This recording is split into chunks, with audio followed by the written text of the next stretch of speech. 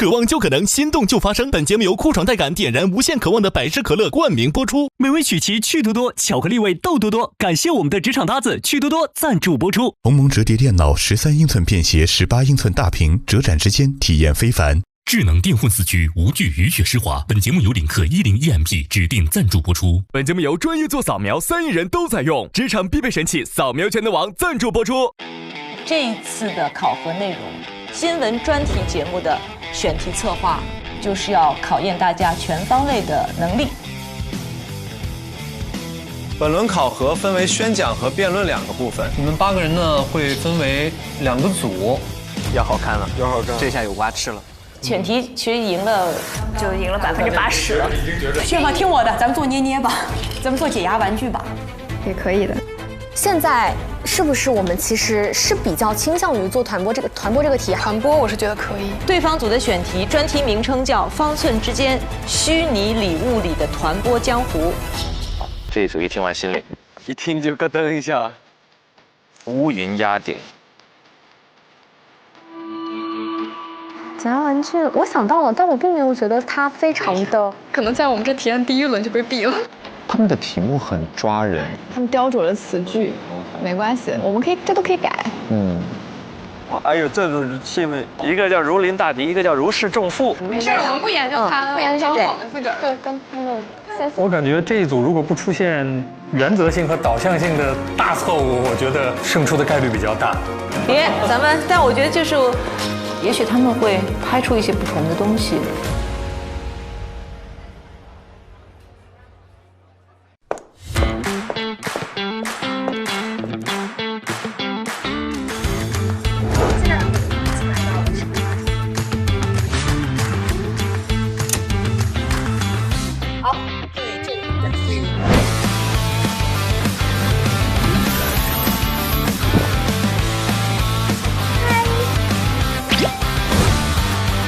观众朋友们，请看大屏幕。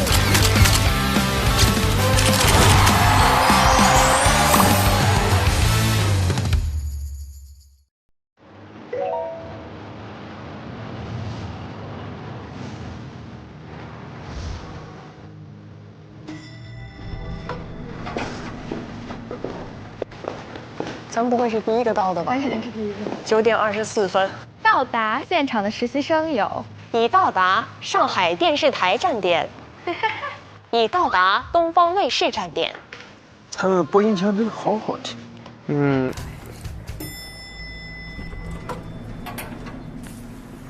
嗨，你也来得好早。对啊。哦，我们宿舍全员到齐，每天都是热心打工的宿舍团体，最勤奋的宿舍了。真是。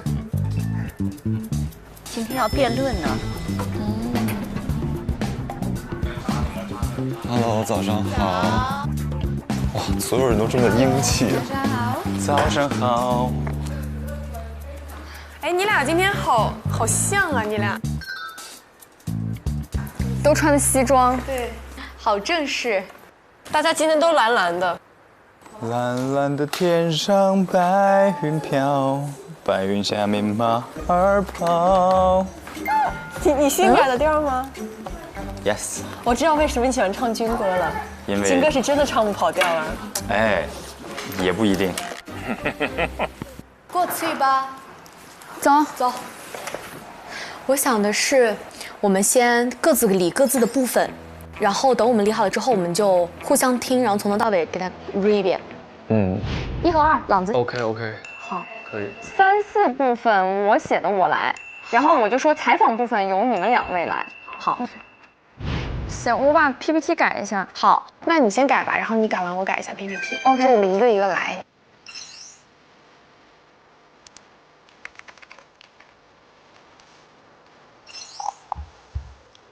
哎，我觉得你这个改得好，职业观念挺好。对，我觉得确实可以把文化意义改成职业观念。礼物满天飞，只为换份美。上头狂杀钱，钱包瘦成鬼。是什么那个8个字吗？钱包先握紧。哎，这样更押韵了。礼物满天飞，只为换份美。第1、2句你不是很那个？第1句，礼物满天飞，只为换份美。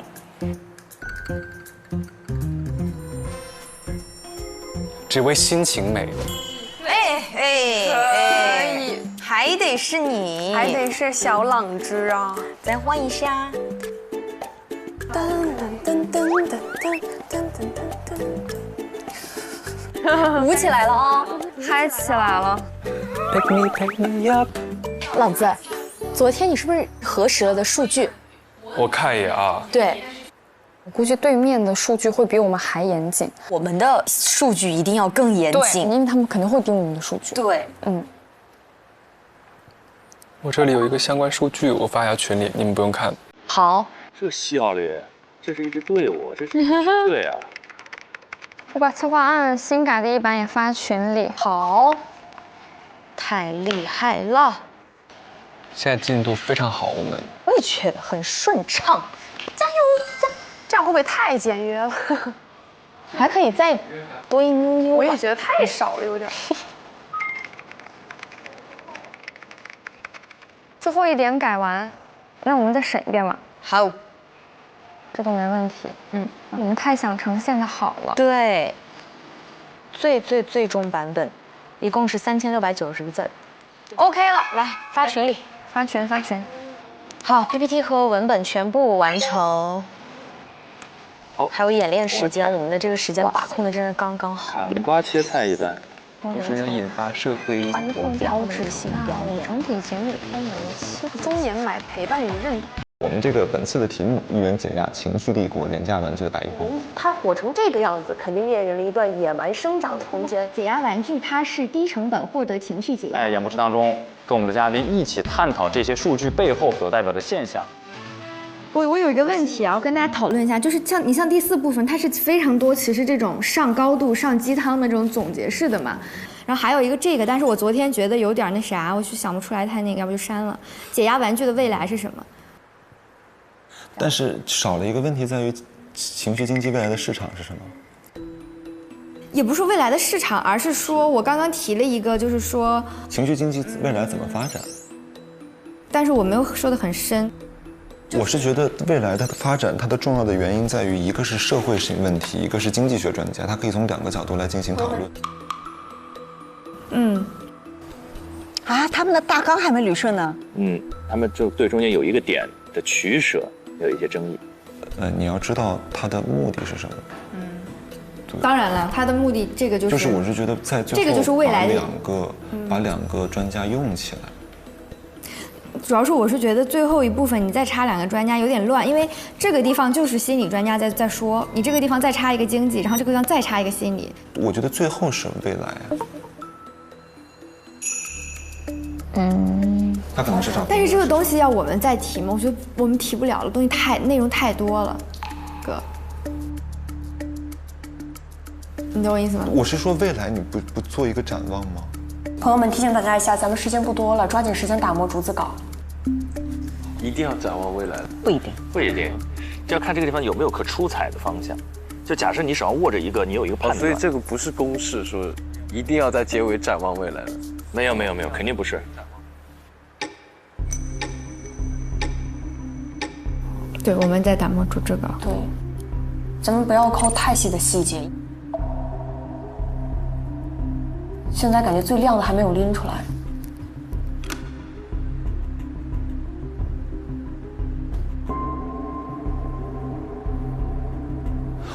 我的意思是，我们在做节目的时候，在节目里边我们要提到这一部分让观众知道我们在节目的收尾。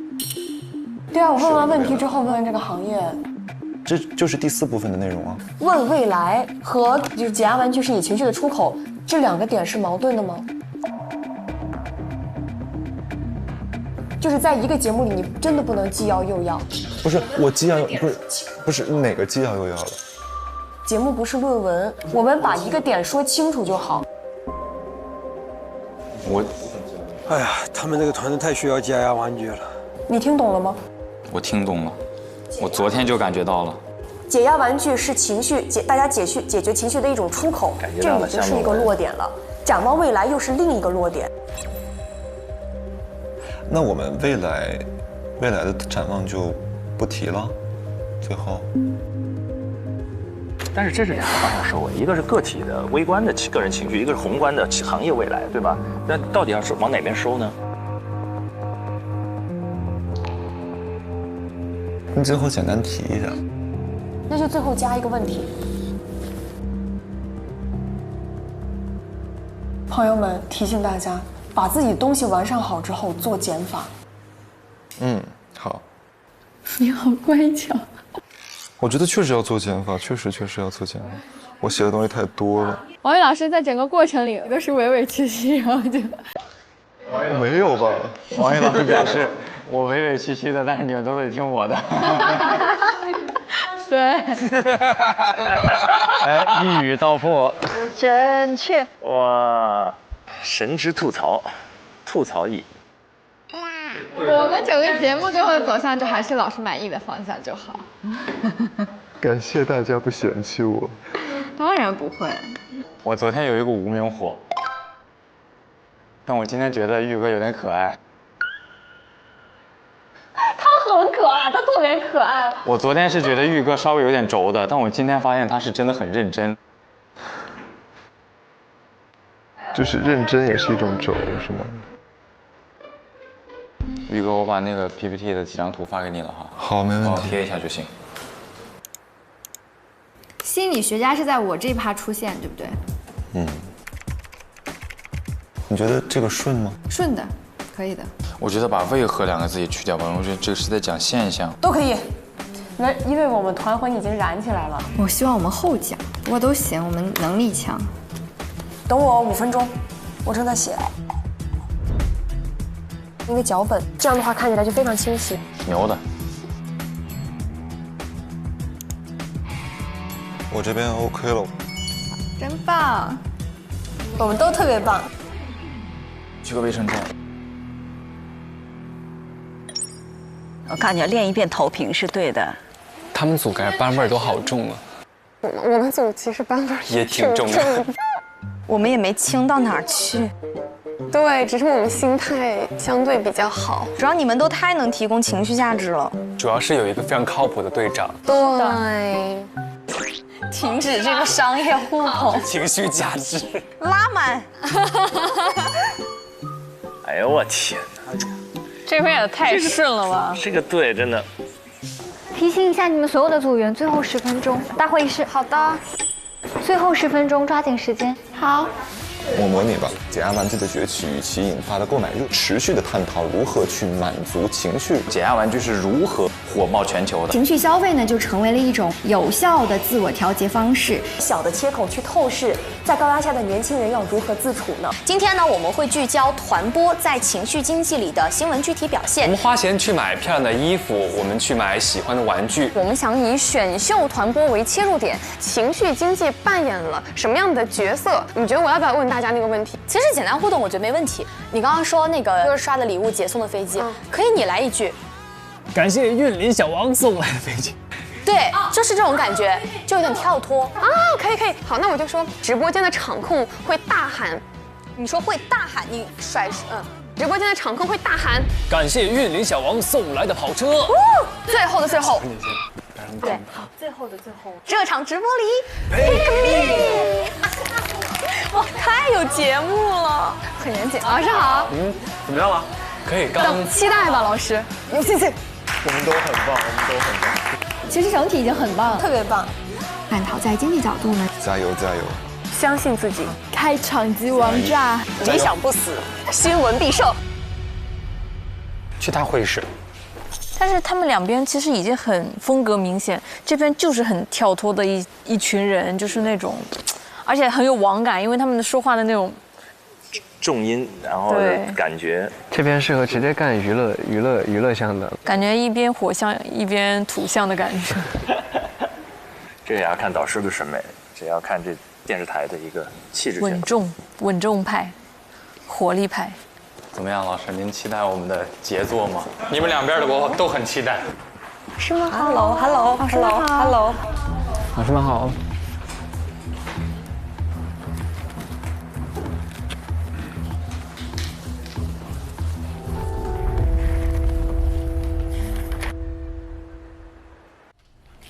我们是开始吧，是开始吗？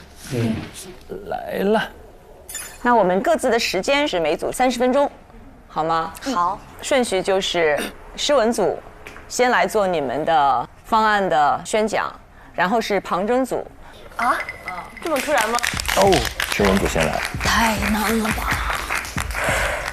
有点突然。有点突然哈。王毅平复心情。好，稍微我们给1分钟时间准备一下。那我来替你，我来给你接一句吧，然后你再来做开场，这样的话心里踏实一点。没事，我 OK 的，你总结就好。喂，咱 PPT 是不是还没开？对。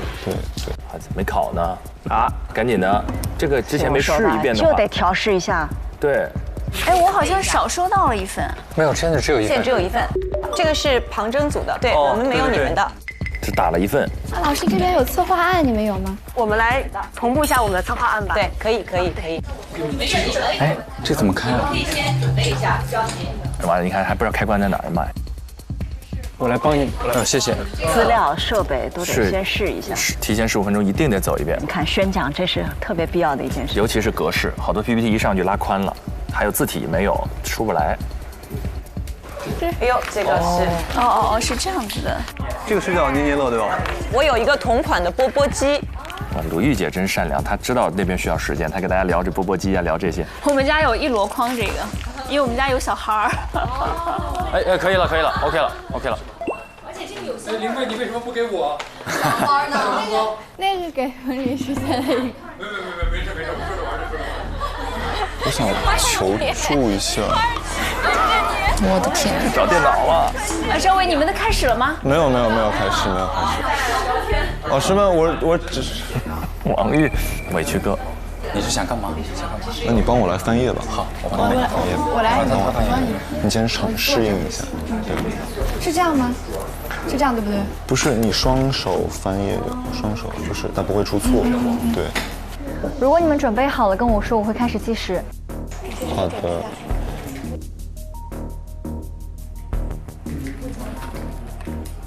我给你搭一句吧。那我直接来吧。好。可以的。相信你。哎，这个可咋整？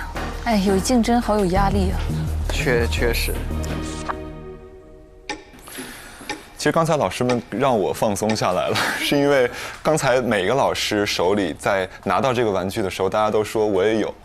说明我们这个问题到现在来说还是值得被关注，而且值得被我们在场的每一个人关注。那么我们就着这个关注来看一看我们本次的策划案。我们策划案的宣讲的题目叫“一元解压，情绪帝国，小成本里的大生意”。那我们怎么来看呢？首先呢，我们来翻页，我们会通过10个内容来跟大家依次的梳理我们本次策划案想跟大家提到的每一个方面。好，让我们关注第一个内容，我们的节目主题。本次的我们的专题片呢将聚焦情绪经济，我们会通过解压玩具的崛起和它引发的购买热、消费热，来探讨它如何去满足现代人我们的情绪需求和它在发展过程当中存在的问题。稍等，还是这一页。哎呀，好，我们的专题片标题已经说过了。来，我们介绍一下专题片的时长与形式。我们的主体长度在35到40分钟一期，是一个比较完整的新闻专题片的长度。同时呢，我们还会加上音频分发和单个的切片分发。专题片的形式是演播式访谈，1位主持人加2位访谈嘉宾和融合媒体的呈现形式。来，那我们来看一下我们整体的这个定位与对标。我们的节目定位是一档具有调查性质的新闻访谈类节目，它的对标节目呢也是比较成熟的一些新闻节目，比如说我们很著名的新闻访谈新闻1+1。好，下一页。那让我们来看一看我们这期为什么要做这样的一个选题。我们来分析一下可行性啊。首先，从2024年、2025年直到上周，甚至是昨天，都会有和解压玩具相关的报道。我们可以看到，这是一个非常长效的新闻。解压玩具的这样的一个市场其实是非常大的。那么这个经济考量也是我们考虑在内的。和我们来探讨一下我们制作的目的和意义。其实我们想到媒体，它是具有服务功能，它也具有导向功能。那么对于我们每一个消费者、每一个人本身的关注，是我们本次在专题片中想承担的一些话题。我们是规定他们每个人发言不超过90秒吗？念下一步，辩论。好，我们下一页，下一页。好。下面让我们来看一看本次我们这个专题片的受众啊，不管是学生、职场新人、青年白领，还是宝爸宝妈们，还是很关注社会现象、经济趋势的观众们，他们其实都会关注。让我们看看我们的节目亮点。首先，我们会非常注重嘉宾的选择，同时我们在环节上也会有进行创新。哪些创新呢？我们会进行这个新闻节目演播室空间连线加 vlog 新闻加张诗雯这组关于捏捏乐的策划框架还是挺详细的，但是作为开场的宣讲，整体叙述有点太过冗长，更像是学术论文，作为开场并不抓人。是的，对。最后呢，我们还会加入比如说XR演播室的设计，那么这些结合呢，让我们觉得这个节目还是非常有亮点的。好，那让我们进行到下一段，就是我们的主体内容介绍。这部分呢，将由我和我的同伴一起去进行讲演。我们会通过4个部分来介绍。第一个小标题是压力山大有妙招。那么我们会通过主持人的话题引入、演播室的互动性采访和 vlog 的新闻小片的形式来进行一个比较轻松的引入。之后呢，我们会有这个新闻记者来深入真正的解压玩具的生产中心，比如说义乌啊、东莞啊这些解压玩具的生产地，来大家一线来体验整个这个解压玩具它所形成的一个生产链条。那么我第一部分解决的是什么的问题，那为什么的部分就交给第2部分的成员子泰来介绍。好的，那接下来就让我们的镜头对准我们节目的第2个板块。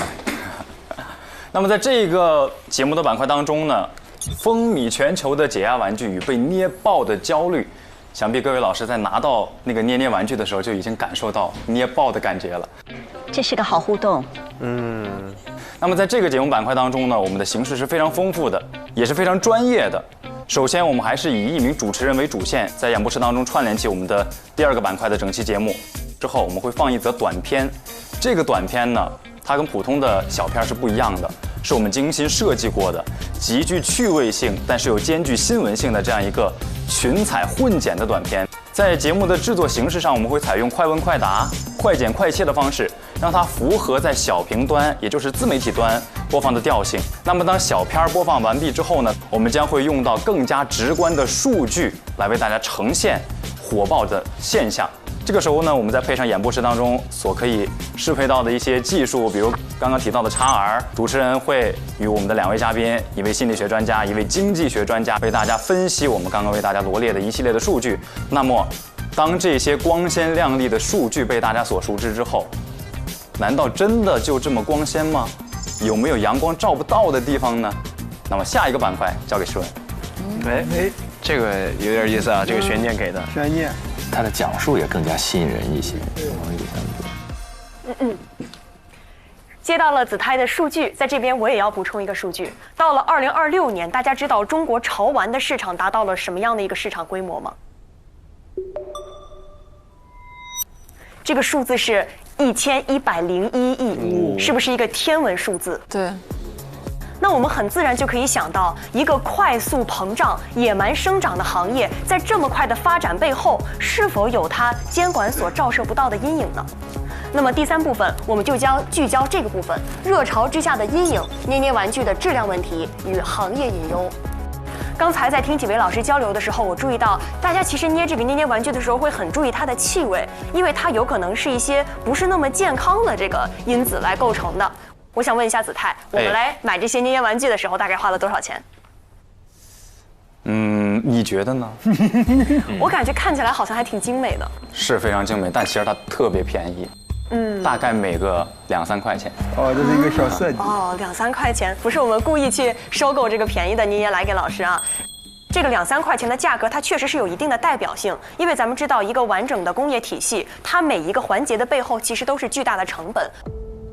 那么这么低成本的这样的一个产品，又有这么大的市场的产值，它会不会带来一些相对来说不那么好的影响呢？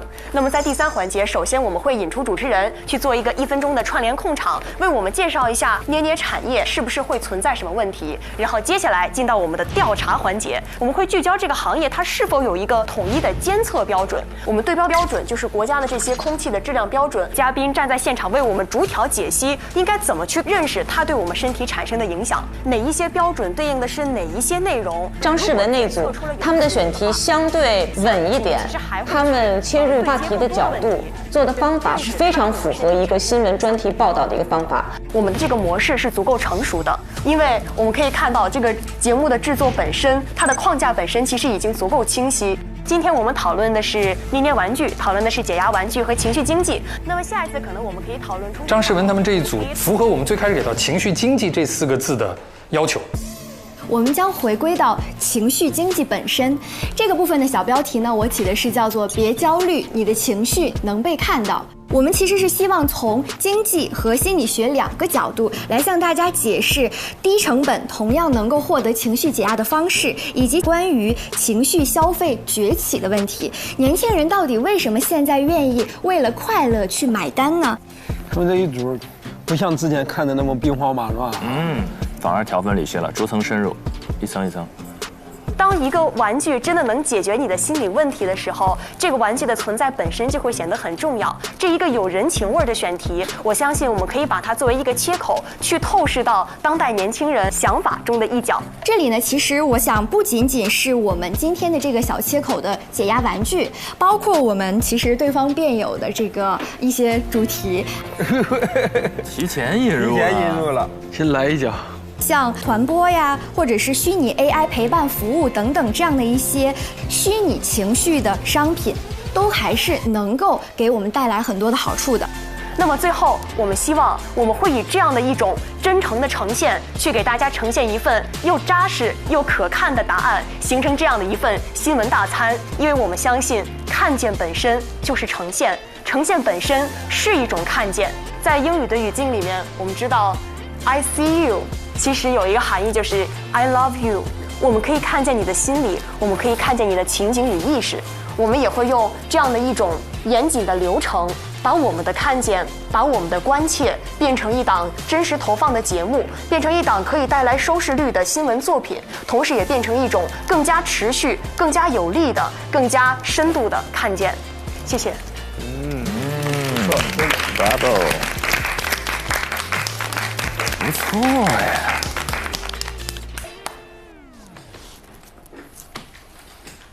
挺好的，可以，没问题。哎呀，他们也长出了一口气。第二组可以做准备。其实第二组会有压力，肯定有。如果第一组表达特别好，那第二组压力就巨大。你上去先让大家放松点，现在放松点，太紧张了。对。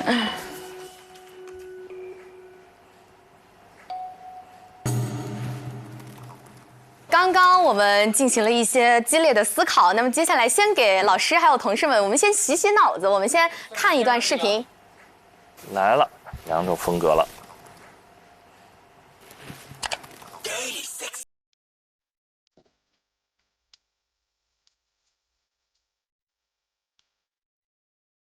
我说你以前也开过团播啊？没有，他们现在都是用这种方式来做剧宣啊、综艺宣啊。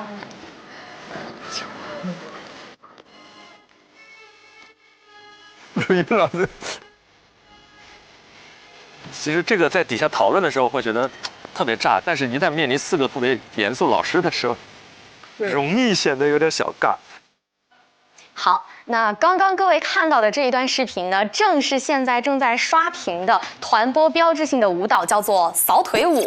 然后支撑这股热度背后的呢，是一组有关团播的很惊人的数据。我们切换到下一页 PPT， 看他们怎么展开了。首先是每秒30条的一个弹幕啊，相当于是1.5万元每分钟的消费选票。然后每天同步开播的上千个直播间，相当于300个大型演唱会的实时互动量。在一个超投的团播直播间里，他们的流水就能够撬动一家中型企业的一个月营收额。他们这个数据挺抓人的啊！当然了，你看你就能记住嘛，一下就对。对，而且他们直接给，相比上一组介绍了很多，淹没在里边了。对。那么在数据背后，可能大家会在想，团播是什么？扫腿舞是什么？情绪经济是什么？为什么大家会为了团播去买单？我们全部浓缩成了我们今天这组的选题，叫做“方寸之间虚拟礼物里的团播江湖”。封面做的也很好，漂亮的引入。然后我们今天呢会以扫腿舞这个热点事件，也是近期话题度、曝光量都比较大的，作为我们的一个切入口。从以下的6大板块来进行逐一的抽丝剥茧。那么接下来的第1和第2大板块就交给冯程老。好，首先我想问大家一个问题。其实，在这个社会环境当中呢，我相信我们在座的每一位，其实压力都特别大。但我们解决这个压力最直接的办法是什么呢？年年乐。年年乐干啥呀？那就是花钱。当你把钱花出去之后，它变成了你的情绪价值，反哺给你自身，这就形成了情绪经济。作为影响消费决策的关键因素，情绪经济呢，大程度在现今时代推动了直播行业的发展。团播它作为情绪价值催生的典型产物，它通过它其中比较特殊的互动机制，还有沉浸式的舞台效果，给消费者带来一定的愉悦感，从而推动了整体的消费。那么第3个部分呢？我们在这个报道当中，我们会探究团播如何在情绪经济中成为重要的一个表现形式。我们会思考，在情绪经济的当下，我们该如何去区分理性和非理性的消费。我们也会去分析一下商业他们如何去平衡情绪价值以及利润。我们的主要的受众呢就是青年，然后还有一些商业的从业者，然后次要的受众呢就是社会学者和心理学爱好者，还有一些其他年龄段的受众。我们的报道目标呢分为短期和长期。旁边这一组的汇报开场非常不错，背景介绍和整体框架都很清晰，传播这个热门的话题也很容易抓到人的眼球。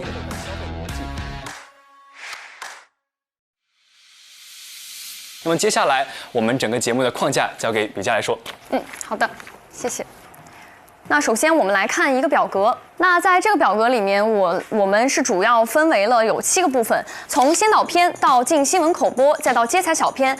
第1个专家对谈、新闻小片，第2个专家对谈和结束语这几个部分。这个片子整体的时间是将近半个小时左右。那其实我们的形式设计主要是由主播的口播和背后的数据呈现2方面来进行的，以选秀类型的团播为切入点，以数据为支撑，来引出经济、团播经济、情绪经济的全貌。第3个部分是我们的接采小片，这个部分我们主要想展现的是团播这件事情里如何去引到情绪消费，而在情绪消费里面，大家会有各种各样的状态，比如有不同的年龄段、不同的年龄层，用户去观看团播的情况和消费意愿的高低是不同的。那对此，不同的年龄段、不同的性别、不同的城市的他们说：“哎呀，什么意思？哎呀，加班加得好累呀，刷会扫腿舞吧。”哇，这个不错，给他们刷礼物了。来了，表演来了，演绎要演起来了。这个小伙子真好，一口一个阿姨叫的真亲切，比我那个不回家的儿子好多了。哎呀，怀孕了，哪里都去不了，就喜欢看美女跳舞。还有小剧场，朗朗真的适合，提供了很多情绪价值。他还有定格。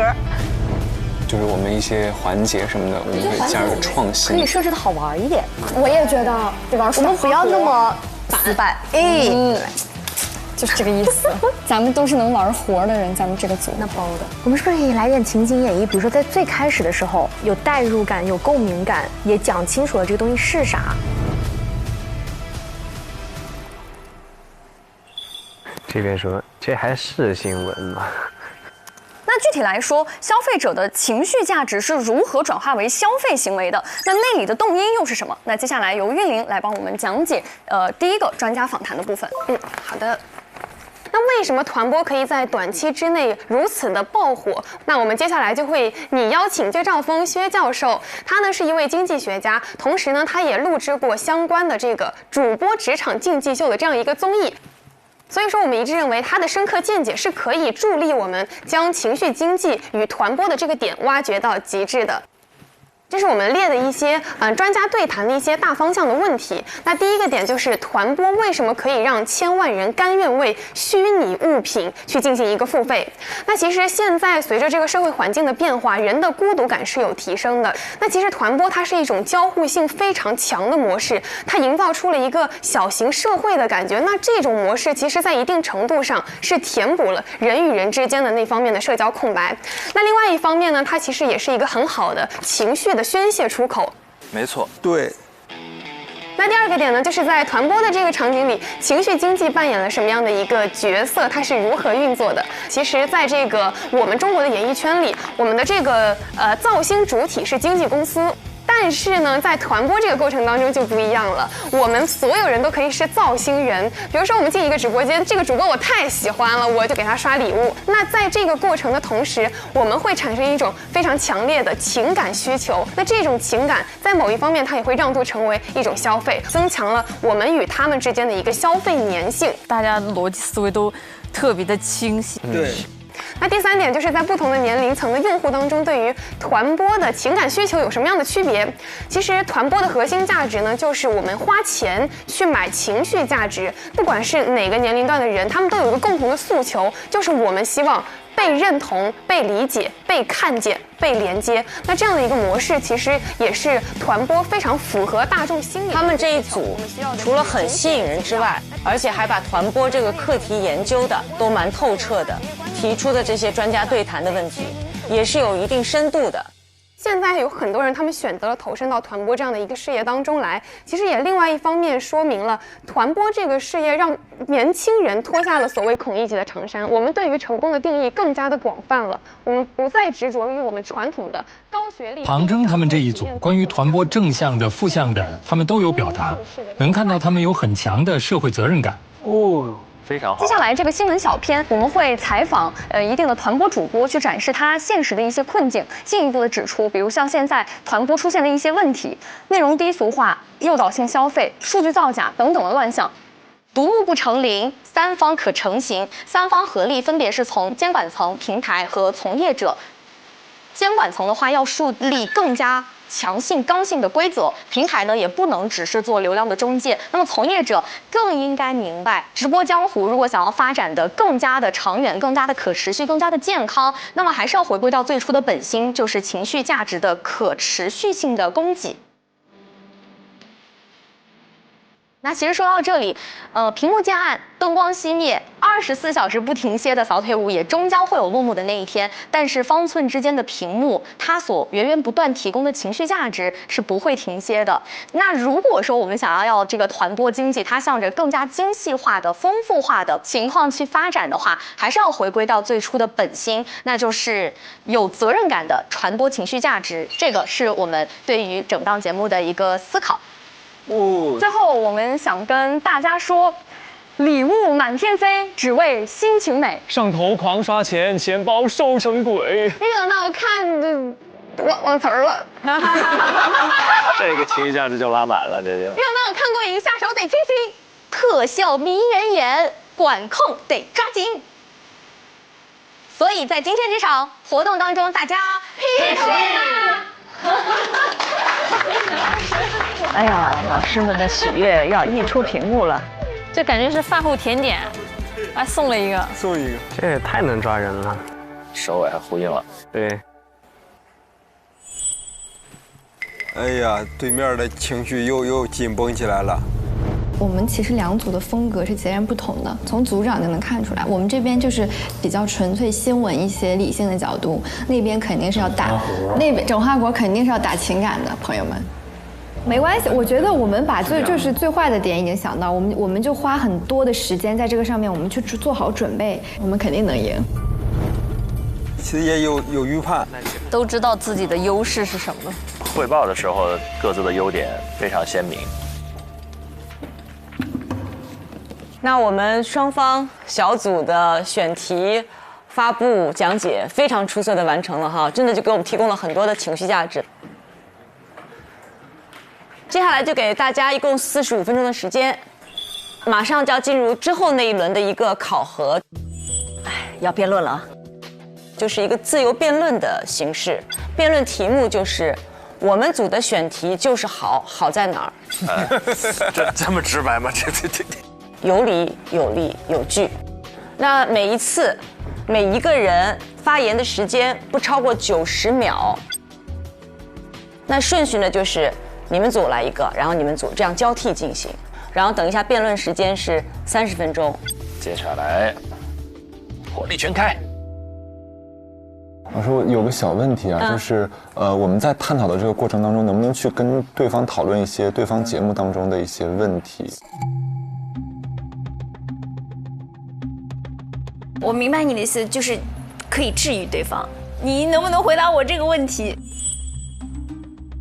对，因为确实我会有1、2个问题想要跟对方交流。我觉得只要不是攻击对方，说对方的问题是可以的。这个难，这个纯随机。大家一起来找茬。这个质量真的有问题，我在玩了这么一会儿就变成这样。怎么了？黑了，就已经上面都没有了，弄了一手。哦，掉色。不是，我跟你说，你捏错了，这个不应该打开的。这个捏是在那个塑封袋里的。对你不能打开。捏塑料袋有什么意思呢？没玩过。也能捏啊，有手感就好啊。啊，是这样的吗？完了，我的送你。我不要，不能再捏了。姿态跟老师唱不去。啊？老师，您可以发会儿土味直播。走吧，走吧，那我们去吧。咱们就在这儿聊吧。好，我们就在这儿。行，那我开始计时了。好。哦，不是立刻开始啊。对，45分钟准备。这不让攻击，有点削减战斗力啊。你只要不是那种人身攻击就可以。来，屋里咱们来说。这个时候，王玉就特别有发言权。王玉可以把自己一肚子火的，真的是表扬吗？就是他擅长提出问题，但又不用帮对方去解决问题，他太擅长了。刚听完不一样的观点，就是可能下意识有点攻击性，咱们先平复一下情绪。然后第二个就是咱们这回整体的一个思路，就不要太有攻击性。我觉得应该是讲我们这个节目到底怎么好，就是它其实是这个辩论，除了你攻击对方，还是一个很重要能给自己拉票的环节。就是我觉得我们关注到我们本身的优点，然后我们说完了没有优点以后，我们再开始跟对方讨论。徐攻击，咱们也要做这样一个准备，他没法让咱们把1轮2轮都说完。对，精准的内容，好的内容想起来就先扔，想起来就先往外扔。没问题，没问题。来，朋友们，就如果按照咱们界限点辩论的思路，我们要立论。就是我们立论首先要先立住，比如我们要有3个非常简单清晰，让对方记得住的点。5分钟吧，来吧。他们3个负责说优点，王玉负责攻击。这个准备时间挺紧张的。可以，我们就是。天哪，我从来没有打过辩论。怎么办？我根本不知道怎么辩论哎。啊！你要对自己的选题有信心。但我在想，一个人站起来说90秒，我感觉我说30秒我就说完了。没有，90秒很快，90秒很快。真的吗？因为我们今天的辩论其实不是传统的辩论，传统辩论其实是坚定自我，反驳对方。但我们今天所要做的唯一的事情就是坚定自我，我们真的很好。哎，我们是不是可以这样子？我们先列个提纲，比如说节目的形式、节目的内容、节目的什么点，我们每一项都好在哪儿，我们都给它列出来。比如说第一个，每个人都列自己的，然后把它按顺序整合。OK。就是辩论里面最重要的一点，就是我们不能被他们带着走。我们的立场就是我们好，但是他如果一直在说你们不好，我们不要陷入自证的陷阱。OK，明白。我们就说自己，我们就专注自身吧。我们就自个儿好，我们就是好，就是好，确实好。对，主要还是说自己好。这里边有辩论队的，雨佳是辩论队的，我记得。怎么突然对雨佳的印象就好了起来？不是同行相亲吗，哥？没有。团播这个选题的本身，我想的第一个是因为它新、它热、它有曝光和流量，对。然后它也会迭代出新的形式、新的爆点，它其实是在越来越爆。对。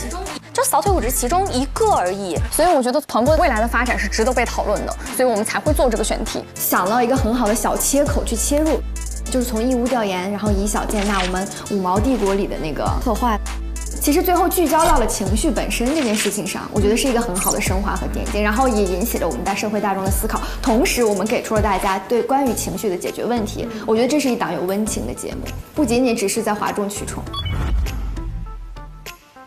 他们太好笑了，他们说做有温度就不是哗众取宠，那哗众取宠在说谁呢？这叫暗藏讥讽。暗藏讥讽。然后我们的节目是兼具的，我们的群彩混剪的小片是极具网感的，同时又兼具可以在大屏端播放的新闻性的。但是，一档节目怎么可能又有趣、又严肃、又深入、又调查？他们有点想得美了，但是他们做不成。形式为大，内容为王，内容才是我们的核心诉求。 Yes。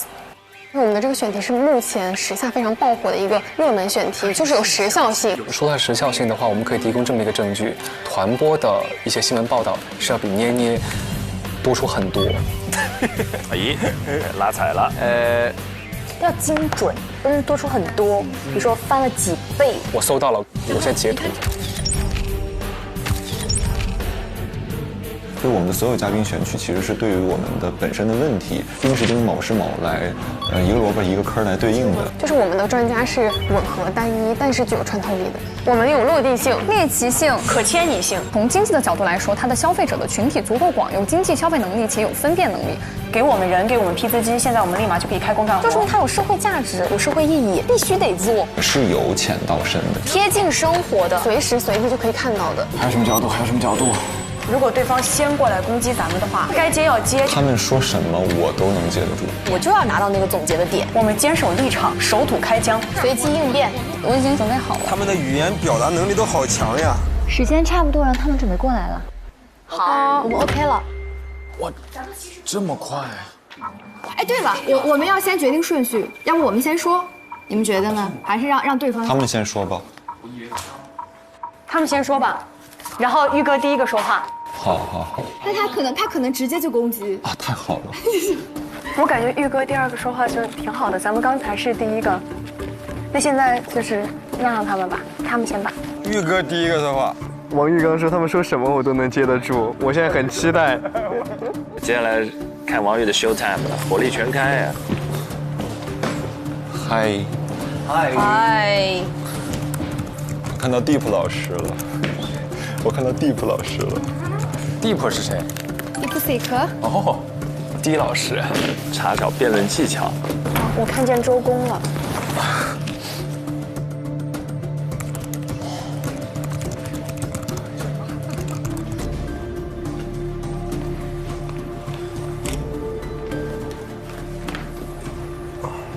好。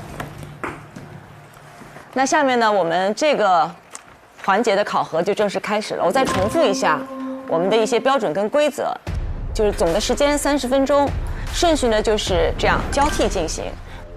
记住，我们是 vlog 新闻，我们的重点还是在新闻本身。你们如何在5分钟到10分钟做一个有深度的方案内容呢？那么我们想问，你们是除了选题以外没有别的亮点了吗？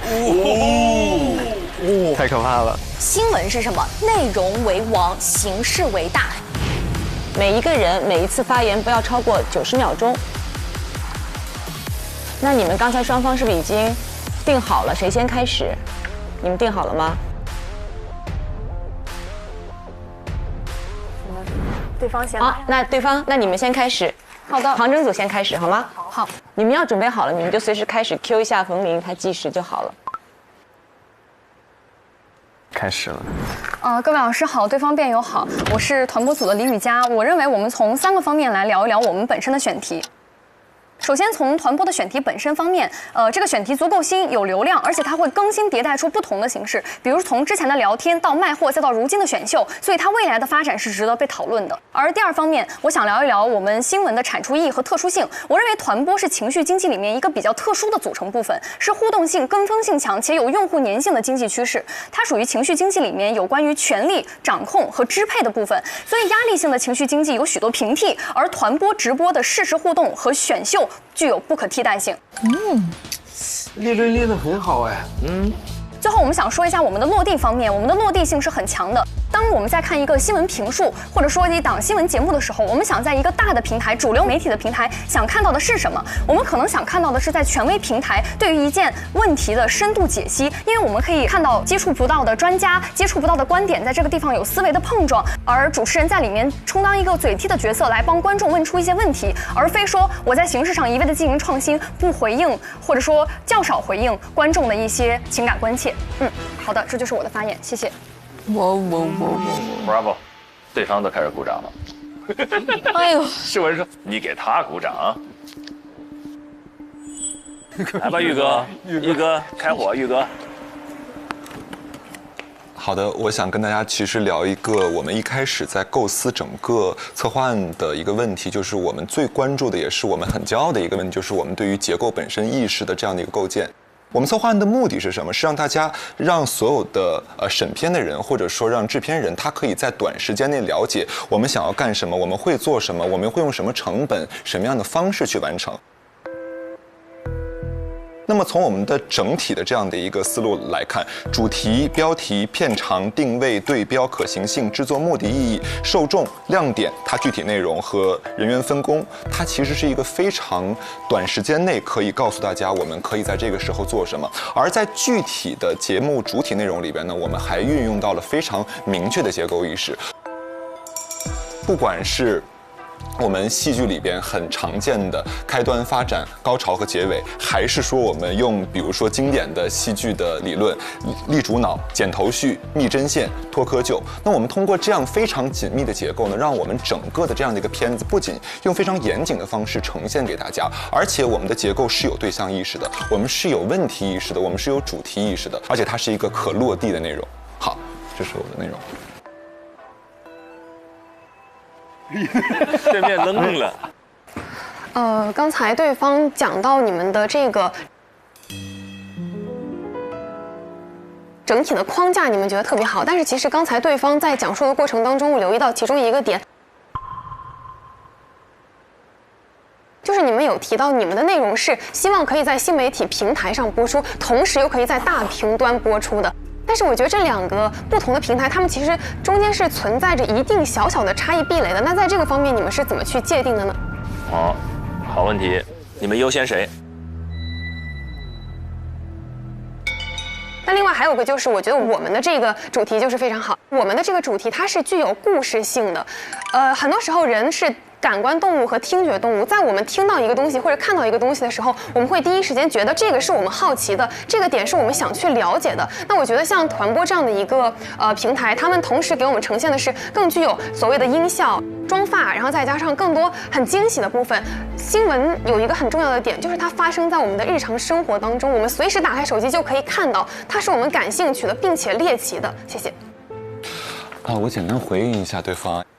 新媒体和主流媒体因为平台不同、播出形式不同而造成的很多的问题，其实这个就是我们探讨了好久想要准备的一个问题。因为首先我们运用了 vlog 新闻的形式。什么是 vlog 新闻？其实从康辉老师和刚强老师在一开始做主播说联播和大国外交最前线的时候，他们就会用一种非常新闻式的视角，但是用一种非常人格化的语态来进行展现。所以说呢，我认为这个表现形式既是一个可复制的路线，又是一个可以被检验的内容，也是一种可以被表达的一种形式。那么我们想，既然有这样的前辈给我们这样的一个复制机会，那我们年轻人为什么不用这种好的形式来进行展现呢？同时，我们并没有因为我们兼顾新媒体而忘记了主流媒体。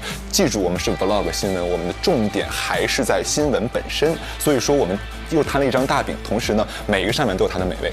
好，举例子还是辩论里比较有效的一种方式哈。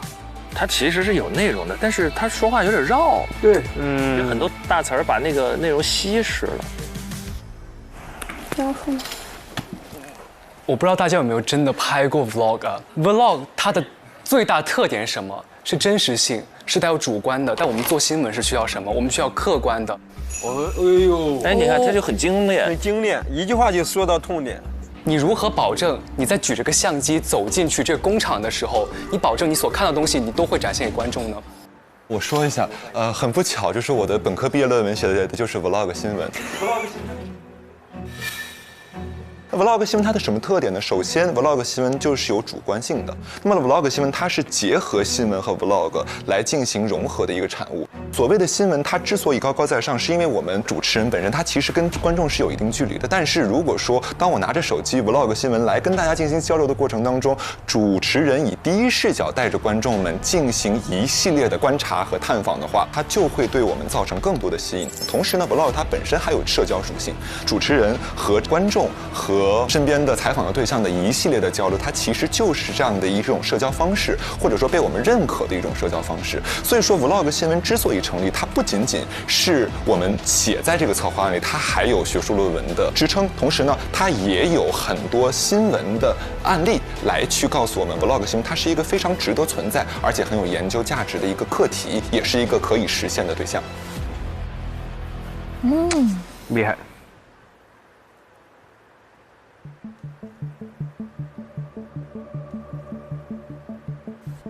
谁来反驳？然后叙述结束之后，看他们怎么回。如果他们回说质疑了我们的问题，那我们这边就要你们2位，要选择一个人，要先去反驳一下他们，就是先反驳他们的观点之后，再叙述我们好的观点，不要讨论他们的话题。对，这是打过那个辩论经验，就一回应赶紧回来。对，回到自己的己方战场。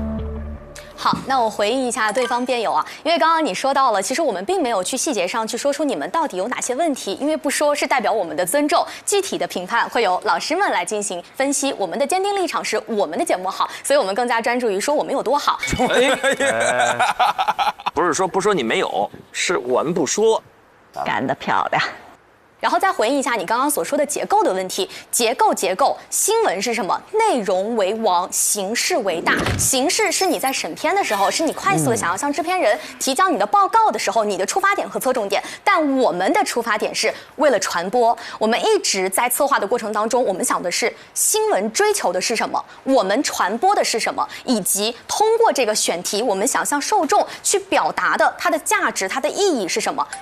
这就回来了，回到己方的传播优势。新闻是心境发生的所见所闻，我们的选题是具有时效性的，是现在的爆点和热点，这是我们在选题上去做的一个功夫。而且我觉得选题它就是决定着这条新闻的一个核心的质量。不断强调这一点。跟热点吗？对，新闻专题，你得新的，你得热呀。相比较于对方组，我觉得我们有一个很大的优势，其实就是我们这个选题的热度、时效性以及它当下的话题曝光度。我觉得这个点我们是可以稳抓的。对，我们可以从不同的方式去验证这个点，因为我们一档新闻的成败，不就是选题吗？对啊。内容为王，因为我觉得形式一定不能大于内容，内容才是我们的核心诉求。确实，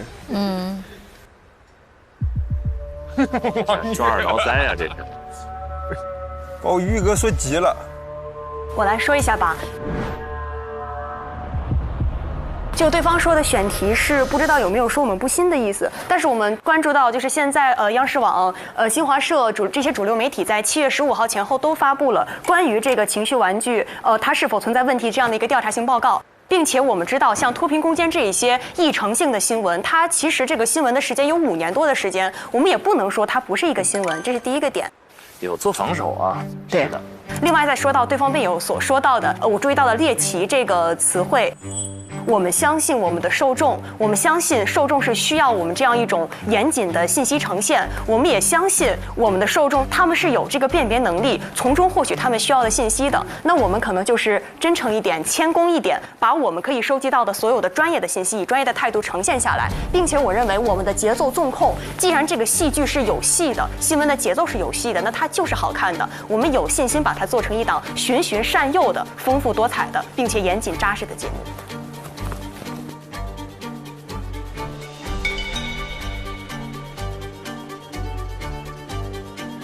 而且我补充一点，我们的节目不能说。给他们了。我们没有 ，sorry。交替发言。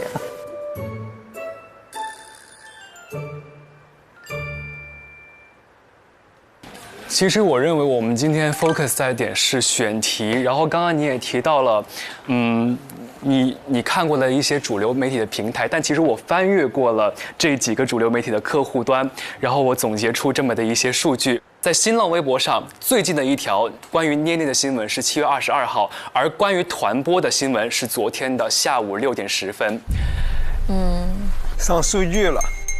第二个我可以搜到的是人民日报的客户端，关于团播最近的新闻是7月20号，而关于捏捏最近的新闻是5月28号。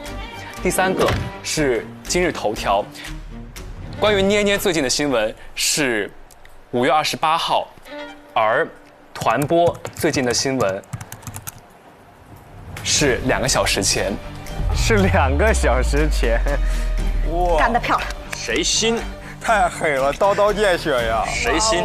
一目了然。这种是最狠的，上数据在辩论里。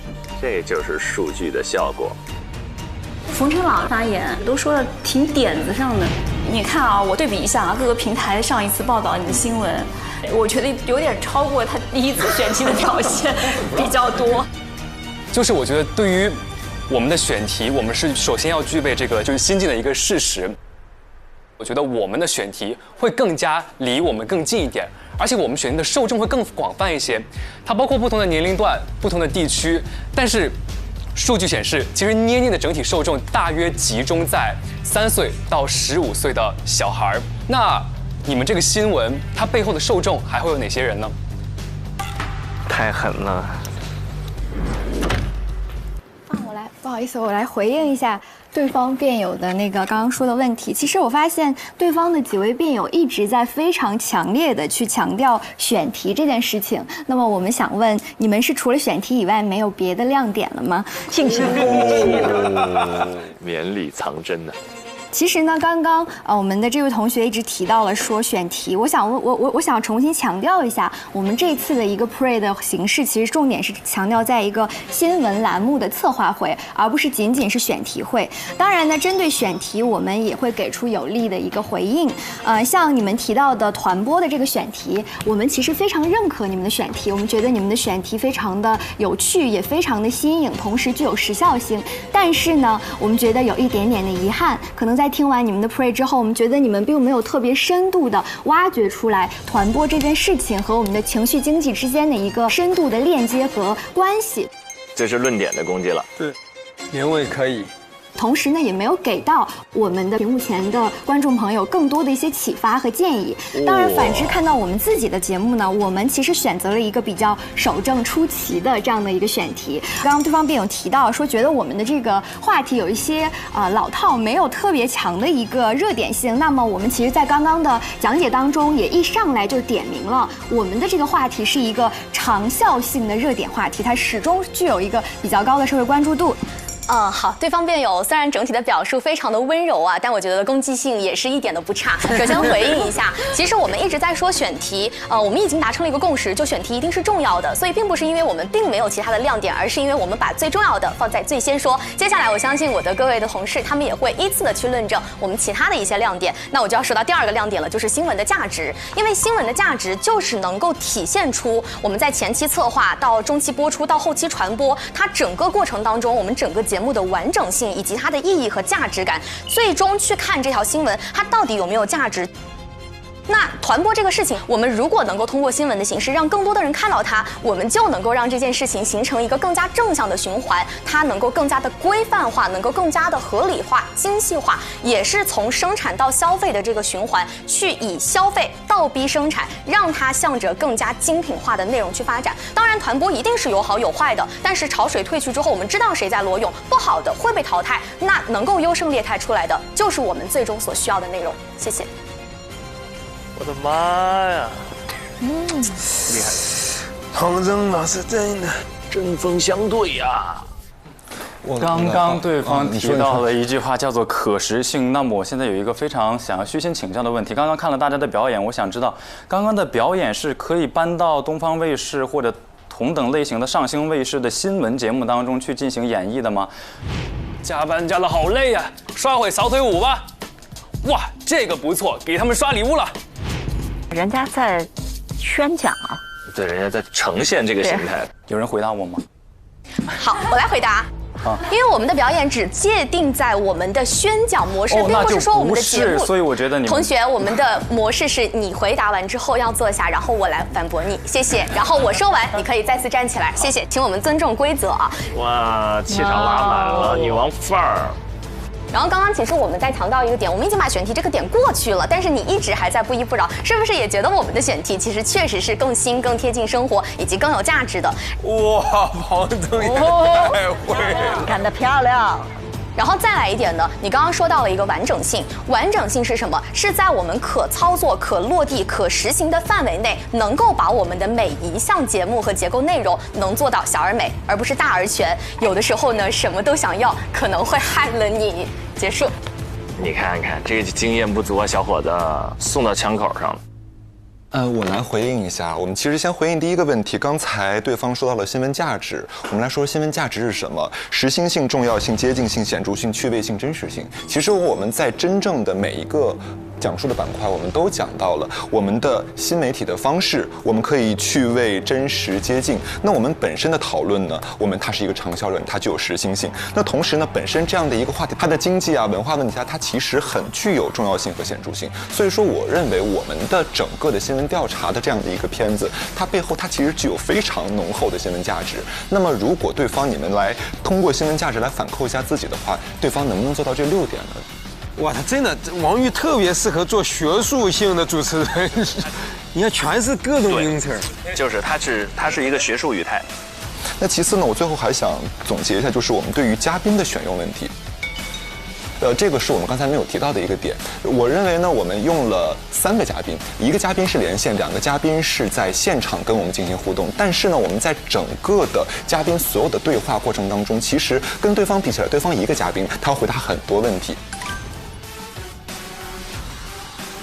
但是我们的每一个嘉宾呢，他在每一个环节都有精准的用到的地方。同时呢，我们不会浪费嘉宾他自己的这些才智、他自己的观点、他所想表达的内容。所以说呢，我们把每一个嘉宾他的所有的问题设置到了更加跟他匹配的环节。同时呢，我们每一个环节都会跟他进行勾连。对。好的，我来先回应一下我们的嘉宾数量为什么只选择1个，是因为我们把最主要的部分都放在了采访和访谈的部分，我们想把更多的时间去花在一个嘉宾的身上，然后让他从不同的角度，比如说从经济学的角度，从网络视听的角度，我们选的一个嘉宾也是他也本身是具有多面性的，我们想通过跟他的长效和长时间的交流去跟他进行一个沟通。我们知道这个最后的节目呈现只有30分钟，对方的所有的形式加下来，我估计每一个部分的加起来的内容应该就是5分钟到10分钟左右吧。你们如何在5分钟到10分钟做一个比较有深度且有意义，且把每一个嘉宾都用到实处的方案内容呢？还有控场，我看他时间快到了，庞真微微压了他一下。对方辩友，我感觉你好像预判了你们的专家提前会说什么。这是什么？你邀请嘉宾的就是大家非常熟悉的薛兆丰薛教授。哎呦，现场拍下来了。而且他们预设了专家的问答。这个很重要，这个很重要，快这点。严损新闻的客观性。并且，因为我确实对你们的选题真的非常感兴趣，所以其实我有一个点想问，就是传播这个东西，它赚钱盈利的模式是什么？这样的一种商业模式，它算不算某种程度的灰色地带？但是我看刚才对方辩友在 pre 的时候，我好像有注意到你们会认为这是一种脱下孔乙己长衫的一种方式。我不知道你们有没有考虑在跟嘉宾的选取和访谈里面去提到这一点。思文其实每个攻击都到了要害。薛兆丰教授好像是研究宏观经济学的，我们觉得你们的选题是一个社会学属性非常明显的一个选题，所以其实我也很期待看到一些真正的专业领域对口的、从事这个领域研究的一些专家来做对应的一些分析，这是我们想提供到的一些启发和建议。哇，这个薛老师要是听到了。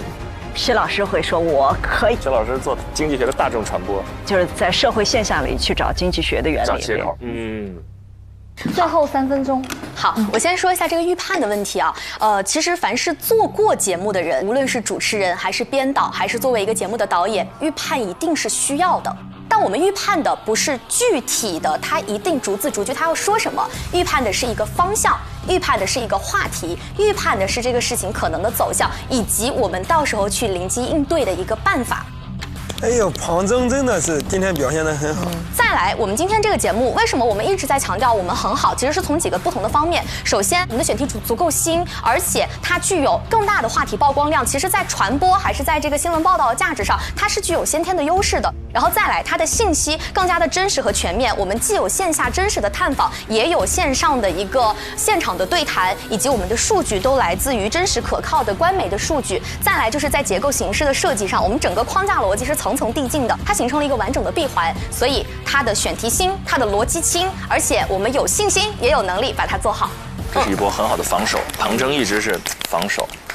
既然是最后1分钟了，我们就缓解一下大家的情绪啊，我们一一回应一下对方的问题，然后我们做一个简单的总结。其实我们非常认同我们的预判是要存在的，包括因为我们有了预判，我们才可以选择嘉宾，对不对？但是预判不应该成为主流，对不对？什么意思？我们在对方的所有的问题当中，我们会觉得，如果这个教授他不是薛兆丰，他是任何一个人也可以，他可以是吴晓波，他可以是施展，他可以是项彪等等等等。是。但是这样的预判，我认为他应该我们带着预判的想法去找我们对应的人，然后呢，让每一个人的采访来去反哺到我们的新闻当中，所以他才可以碰撞出更有意义的内容。我们来回到策划案本身，其实这个策划案本身，我们想要说什么，是我们能去有一个提案的能力。那这样的提案能力，它会展现出我们真正有去把这个片子做出来的能力。那么它的展现的标准就是说，我可以清晰地呈现出我想要表达的内容、主题、结构，我的所有的考虑。所以说，我觉得我们的结构的完整性以及我们对于主题本身的坚持，让我们做到了这一点。还有我们的配合，还有我们的配合。好，谢谢大家。很精彩，很精彩。可以。我先说一下，大家的辩论非常精彩啊！像我这样一个日常非常淡定、心跳很慢的一个人，此刻心跳比刚才明显加速了很多。我非常兴奋，兴奋的原因是我看到你们每一个人的优秀和未来的可能性，而且我能够明确地感受到你们每个人都有着非常丰富的阅读量，是未来你们做所有节目的一个基础、一个宝库。我觉得确实，我们4个人非常统一的观点是，觉得你们这2组完成的都相当好，真的，其实是超出我的预期的。我不知道你们怎么看？完全真的啊，真的实话实说，超出，比第1期的任务完成度还是高。对，完成度要高很多。这么短的时间，当然不是说没有缺点啊。薛兆丰是一个好嘉宾，但让他打全场，对他要求真的很高啊。又要讲年轻人的心理状态，又要讲经济，然后又要讲未来的趋势，他一个人讲不了那么多，能完全代表你们这整个的报道的观点吗？你们这里面有一个部分叫传播江湖的争议与破局，那既然是争议，就说明观点应该是来自不同角度、不同方面，对吗？对，是的。那你选择一个专家来阐释不同角度的观点吗？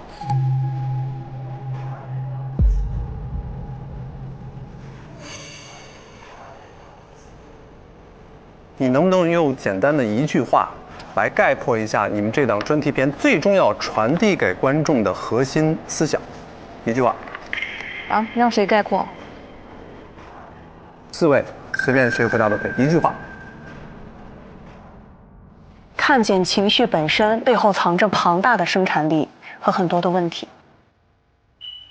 搜集了这么多的背景信息，有这么多的想法之后，最后要理出一根清晰的主线，想一想，我能不能以最有效的方式，把我想要讲的内容传递给观众去听，而不是堆，玩命的堆，不管是堆形式也好，还是堆背景也好，还是堆内容也好，就是堆，感觉我很厉害，哎呀，我能搜到别人搜不到的东西。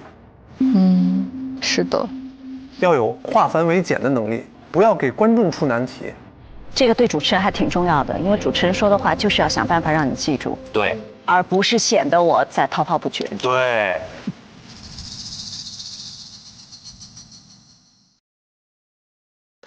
哎呀。OK， 刚才这一段宣讲加辩论，有些人其实展现出了之前我没有认识到的一面，对，然后有些人还是依然如此，依然如此锋利，依然如此引人争论。是，聊聊看谁印象特别深刻，他们表现怎么样？志胜，我其实对冯成朗印象挺深刻的。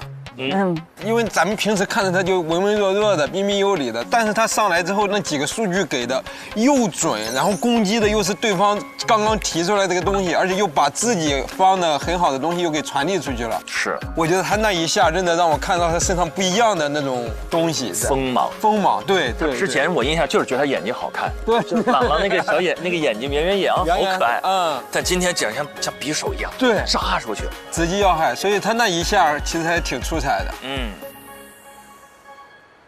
我对庞真的印象特别深刻，特别是侯子泰问出一个那个说你们这个能在上星卫视播出之后，庞真起来反驳，说我们这个只是一个宣讲的一个模式。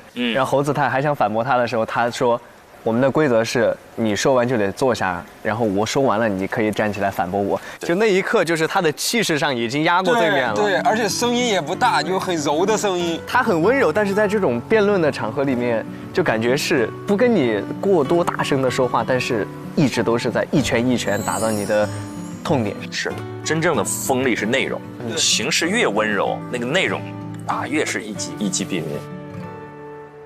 子琪听完之后对谁的印象深刻？一开始我以为捏捏乐这一组会给我们带来一些不一样的演讲，但发现好像团播这一队从开始选题到演讲到最后的辩论，一直好像是压着对面在走，有这个感觉啊？全林老师是不是有这个感觉？碾压剧。对，我这一期我特别在关心张诗雯啊，因为她第一集出来的时候，其实给了我们那种有担当，对，掌控感。来，你听我的，我们就这么安排，对吧？但我觉得她这一集在当着队长，但我明显感受了她的社交压力。就是我怎么能够把我的团员，把他们的优秀都能够呈现出来？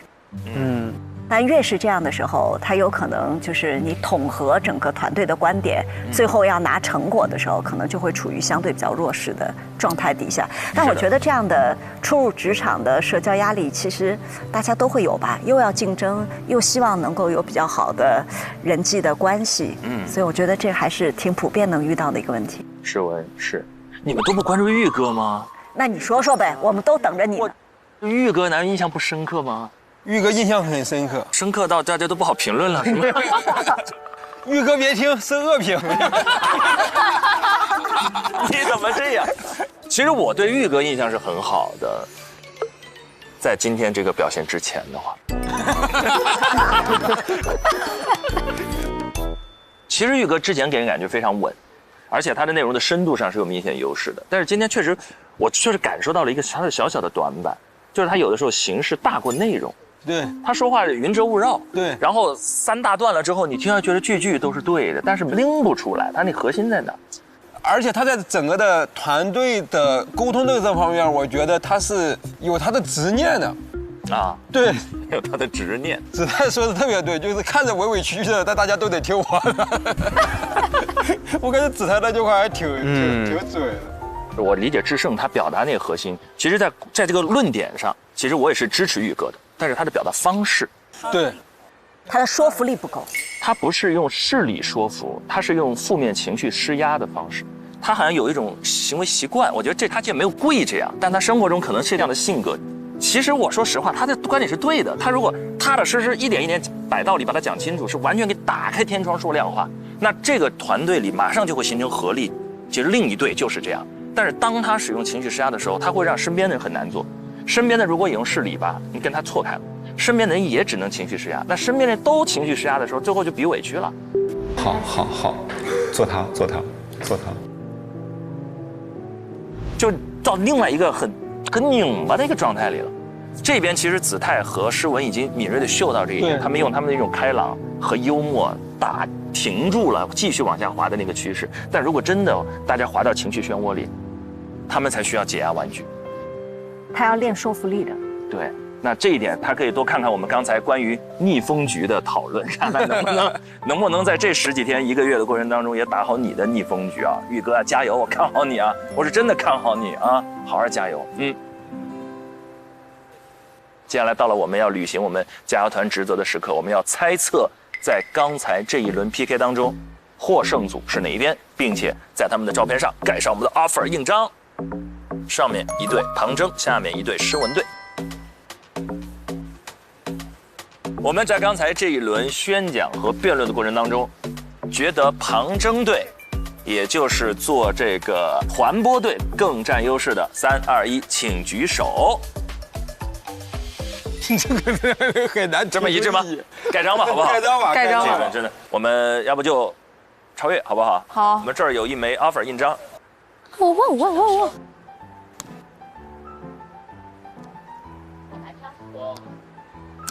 好嘞，谢谢超越。哇，我们这一轮选择史上最快吧？最快。稍微有点明显，就是那个子琪说的，一路压着打。一路压着打。到这个时候要突然给我出来个反转，那我们就直接看一看，好不好？看看有没有藏而未决的部分。来，我们来看下一段 VCR。我们去小会议室讨论一下。好的，谢谢老师们，学到很多。你们回到座位就好了。谢谢你们，很棒。谢谢老师们，学到很多，谢谢老师们。真的很厉害了，真的很厉害了。谢谢老师们，真棒。好，我们去讨论一下。好的，老师们再见。你们辛苦了，我觉得你们辛苦了，你们也辛苦了，太累了，太不容易了，优秀。对，好棒，冒犯了。哎，每次王宇讲话我贼害怕的，因为他特别像那种老师，我就觉得我肯定说不过他。我觉得你像带教。每次他站起来，我觉得他作用就是缓和气氛。子泰是那个捏捏乐。你那个劲儿很有意思，很幽默。你们组3位就是很温柔、缓缓细数。我们都完成得很好，都很厉害，太厉害了。走吧，回去吧。你很棒，你真的是个很好的组长。没有，雨佳姐语速太快了。真的吗？我自己感受不到。特别快，好害怕呀！人间机关枪，最美版。但是我说话语速快，而且很鲜明。还是非常到位的，很好。所以咱们是要给他们评个分儿，应该是评出哪一组胜的人胜组每人10分。我觉得不用打分了，反正我心里已经有一个很明确的答案。我有很明确的答案。该不会跟我们是同一个答案吧？我可能和你们不太一样。哦，张老师，你这反转在这儿吗？张老师。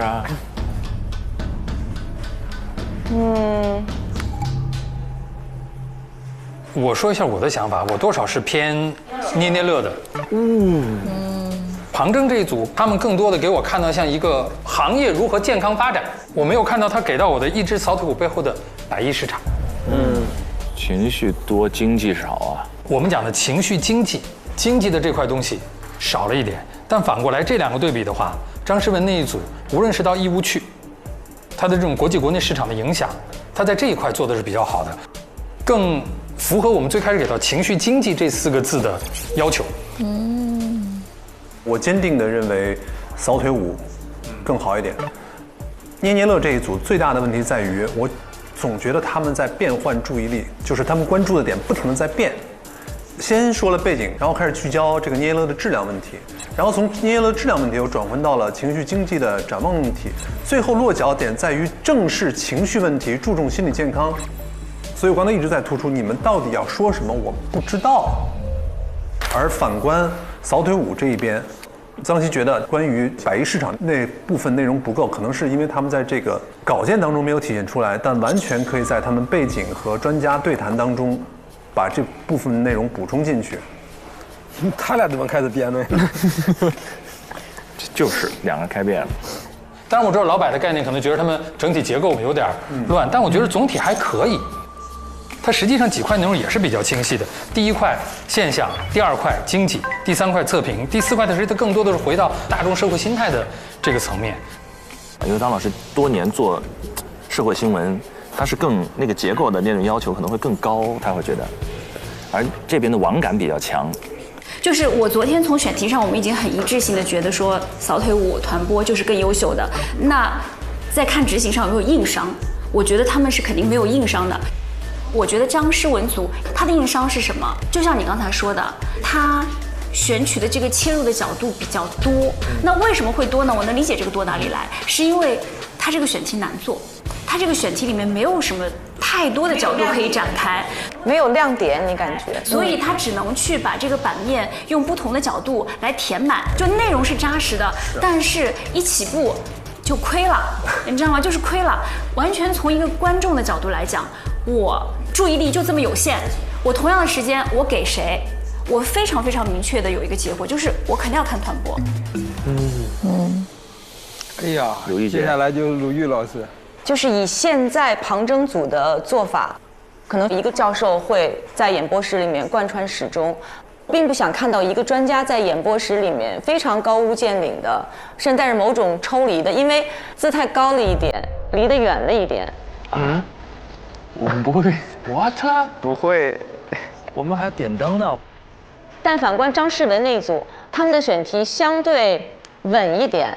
没有那么的新，没有那么的吸睛，但是他们切入话题的角度、做的方法，我觉得是正确的，是非常符合一个新闻专题报道的一个方法。基本上我的好奇，或者我希望他们表达的观点，他们是具备的。我最后的选择会跟张希老师一样。好了，那就2-2了。就2-2。也不打算倒戈了。啊，2-2。所以平局吗？哎，我能跟他们辩论一下。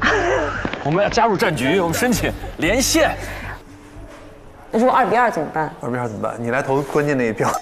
哦，那不行，那不行。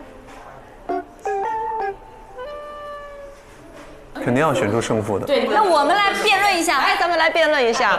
好嘞，打一场打一场。我的天，怎么他们开始辩论了？情绪经济，经济这2个字，团播和捏捏乐哪个是风口？但是情绪经济来讲，从您那个角度往里切的话，就这个市场在哪里？从可看度、完整性和逻辑思维，扫腿舞略胜一筹。漂亮，这立论稳的。扫腿舞的选题切入点是好的，但是手法我觉得是不对的。薛兆丰这件事情我也不认同，对吧？我觉得他在布局当中呢，肯定是有他的问题的，但是他都想到了。我觉得想到了，你是指？就他想到了要去外采，他希望通过就是当事人的观点去弥补专家的不足。就是从一个节目来讲，我觉得捏捏乐这个选题，我就觉得说我不是很关心。聊到团播，我可能会看一下。就是还有一个我们要考虑一个，因为不是每个选题都是它越吸睛才值得做。但是我从一个观众的角度，我非常非常明确的有一个倾向。还是说，比如我现在此刻我是个主编，我告诉你，一个主编的想法是谁收视率高。你要这么讲，我还有什么可说？从观众中来到观众中去，谁收视率高和值得做，有时候不是一样的。比如说我们可能我们的角度讲这个行业和这一4个主持人辩论吗？好看，我的天！哇哦哇哦哇哦！能不能发我一个完整版？我想看，回去慢慢看。那我觉得你真的辩论辩得非常好。真的吗？我觉得我不适合辩论，就是因为我没有什么非常去让对方胆战的那种信心。我也害怕，我每次站起来之前，我都得酝酿很久。我也是，特别紧张。而且你知道，每一次就是你不是就是你没有想好。你这写的啥？写的礼物满天飞，只为心情美。然后最后我们想跟大家说，礼物满天飞，只为心情美。做了手卡呀，真手卡呀。因为我不是最后，我怕我这2句词记不住，我跟你说我写手上。跳这个我真的会很滑稽。礼物满天飞。天哪，我觉得你特别适合跳小腿舞，他腿这么长，你可以去当团播的 C 位。我应该做这个话题。对你到时候你就直接上去。我的形式就是我来跳一段，是吧？对。老师们出来了。我们是不是要回去了？这么快？啊，好迅速。没事，坐吧，会给你们发邮件的结果。有趣。我感觉他们4个都累了，都讨论累了。4个打了一场。哎，这不是我们亲爱的冯琳小姐吗？就是的。谁？琳琳的节目在哪里啊？我是琳琳姐。哎呀，哇！你在新疆拍的？哇，好漂亮，好漂亮！哇哦！哇，真是好巧，怎么突然播上了？姐，这就是你去新疆拍的？对对，前段时间。这还是你熬夜的一个脸部状态吗？一点都不垮。我真的羡慕不来。好，各位你们要准备收下邮件啊。我不想收。哎呦，来了，来了，悬念这么大呀！对，我们希望我们的灯牌也能顺利点亮。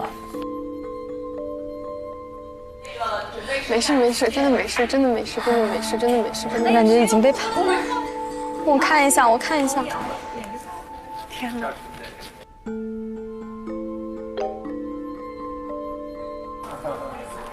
天哪，没事儿，我真的没事儿。我忘了把我的那个笔放在哪儿了。咋回事啊？我觉得我们挺好的呀。没事儿，我是想找一下我的笔。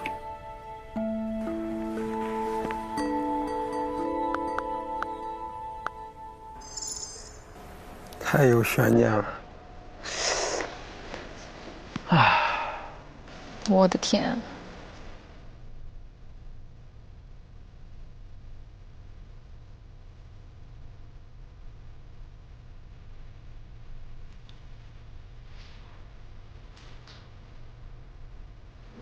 这整的老紧张了，我都不敢看。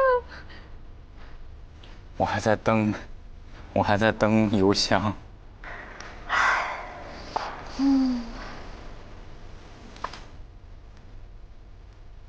要不要听会儿歌，接你一下？好。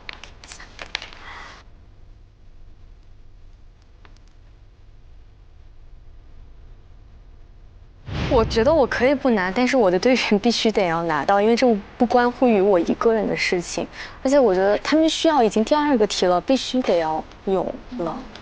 哎呀，可是谁不是这么想的？诗文也这么想啊。是的。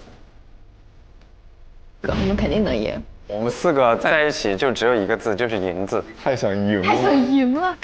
哦，对，如果诗文这一组输了，他们只有他们队的3位队员是0分了。对。那边也是呀，一样的呀。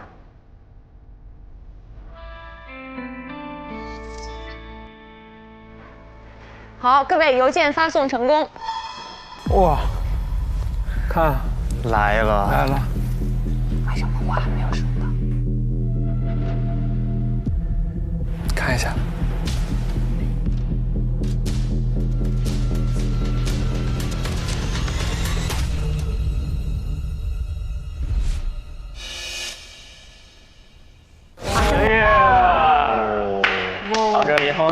掌声是给我们自己的，猜测正确。我们的第2盏灯即将点亮了，恭喜你们！啊，已经出了？对。在哪里？哦，有分哎。玉宁是分，雨佳是分。啊，长舒一口气。好棒。朗朗是分。哇哦，遥遥领先啊！就我觉得团播这件事情，它是一个趋势，而且它正在上升阶段趋势，它的关注度是几何式增长的。这种新兴的业态，那么我们如果可以通过新闻节目引起更多人的注意，包括监管的注意，可以在这个产业早期发展过程当中，尽快的矫正它的一些错误和走偏的地方，其实具有更大的社会意义。我被说服了，那个我背叛了高老师。是老百姓的一个渠道，上升渠道是有上升空间的，但同时这个产业它背后有各种各样的问题，有各种各样的问题跟风险，你怎么管不管？对，它的确是值得讲述的。对，真好。所以这个是。哇，好暖的这一下。我现在好想看。那边那个组的状态。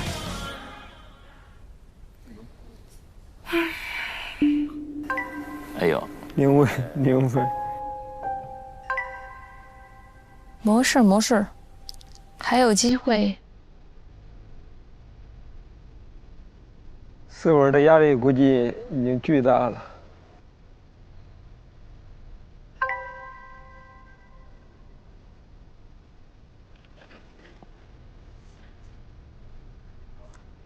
天哪！哎呀！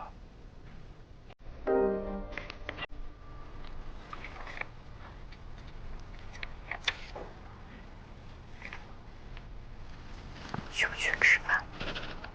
不喝。是，想看会儿书。你要喝书吗？没有，有吧。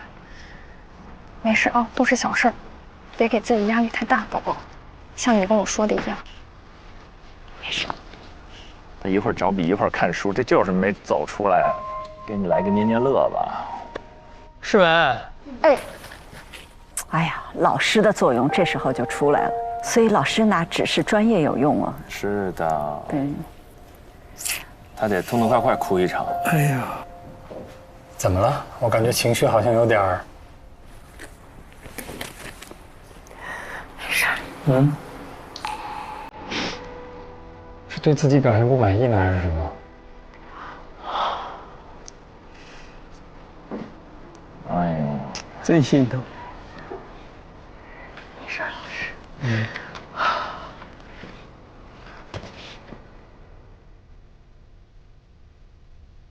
还是说当队长压力太大了？感觉我辜负了一个很好的题目。哦，这个我觉得没有。刚才我们也讨论的时候，觉得你们8个人都很好。实话讲，我挺重视这种机会的，感觉之前确实没什么机会真的往前面站，但是一旦站到这儿，发现自己才不配位，才是最恐惧的。我以为我做的积累足够多了，但是发现永远不够。没有，真没有。你只想多了。对。我其实从大一开始，我就一直想去尝试各种机会，就哪怕只是一个社团举行的小活动、小型的舞台，我也去报名，我也去试。但是我直到现在，我都没有以主持人的身份站在中传过。为什么？可能是金子总会发光，但是中传到处都是金子。一个学校都是主持人，非常非常的。当你发现这个问题的时候，就已经可以了。没有一个人的积累永远觉得自己是够的。我不相信有一个人敢站在任何人的面前说，我现在的能力能够抵挡住所有的事情，我目前的积累可以解决所有的问题，这个不可能的。我觉得他就是需要认同。是。走，我跟你说说去。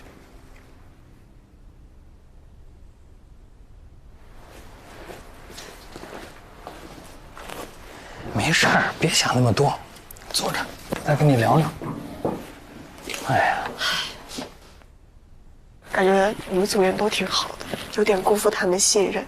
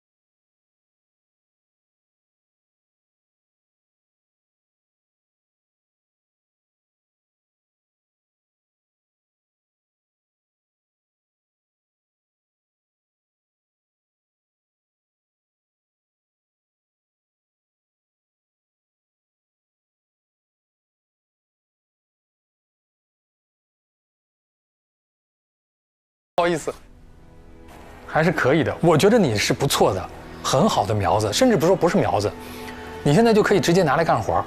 对，我这句话其实真的很是吧？鼓舞人。对，这个时候有这么一个前辈给坚定的给自己这么一句，太重要了。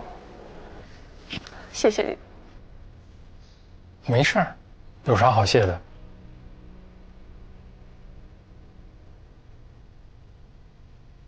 没事，想哭就哭也没关系，可能哭着就舒服就好了。哭舒服了，得干活了。对呀，哭舒服了就得干活了。别瞎想了啊，好吧，自己想想。好，我回去了，拜拜。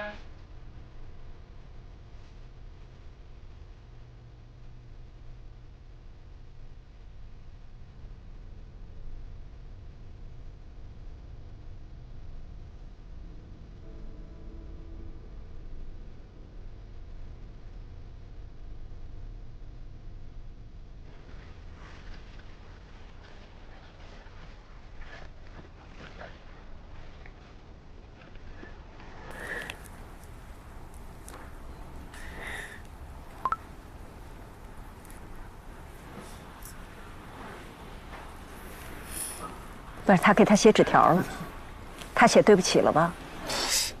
不至于。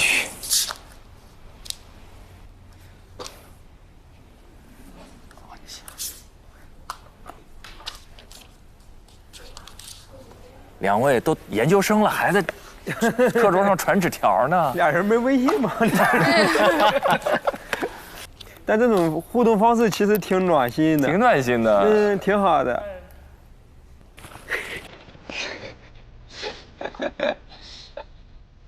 花糙也不糙，这花也太糙，多糙多糙呀！我也好奇多糙呀，这个花。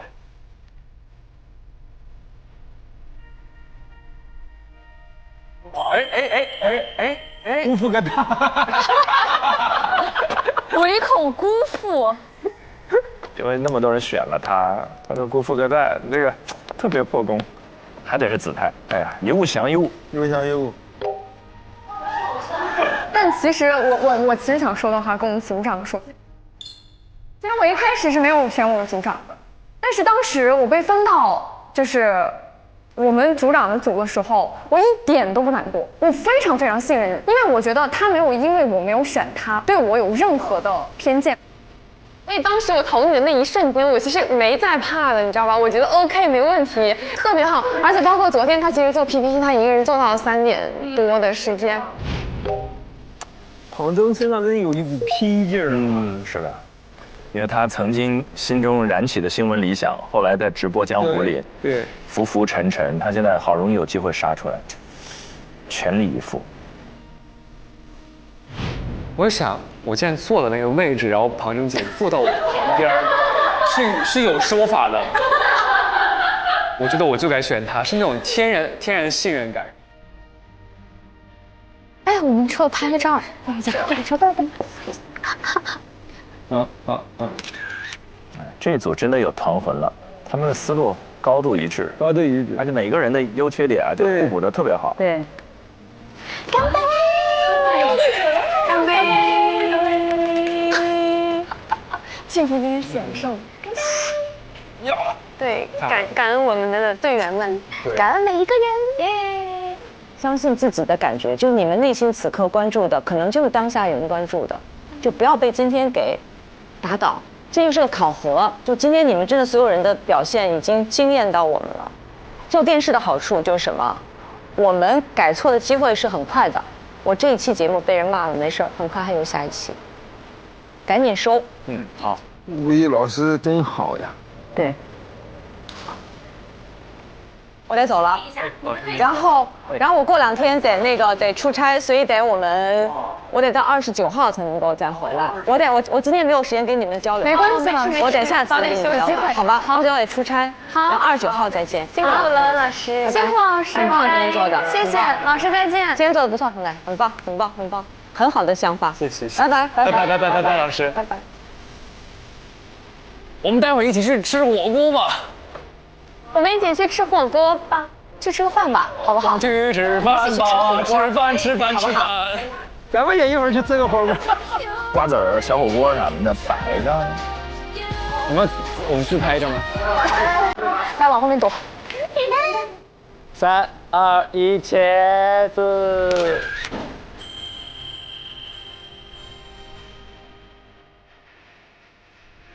走，去吧。下班喽。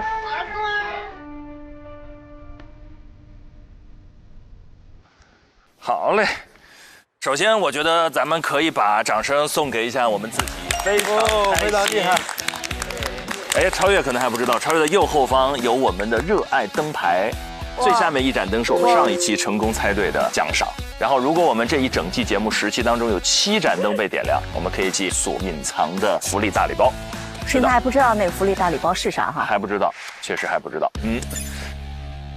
那刚才这一轮，其实大家情绪上也非常起伏，因为实习生们，尤其是2个 team leader 啊，2个队长，好像诗文的情绪压力会比较大。对，先后一个是臧希老师，一个是他子泰师弟，对，帮助他从这个情绪的泥潭里走出来。你们看完之后什么感想？我就觉得诗文可能对自己的要求可能高了一点，这个压力给到这么大的时候，可能心态会有些失衡，对于这个结果他的接受度就没有这么高了。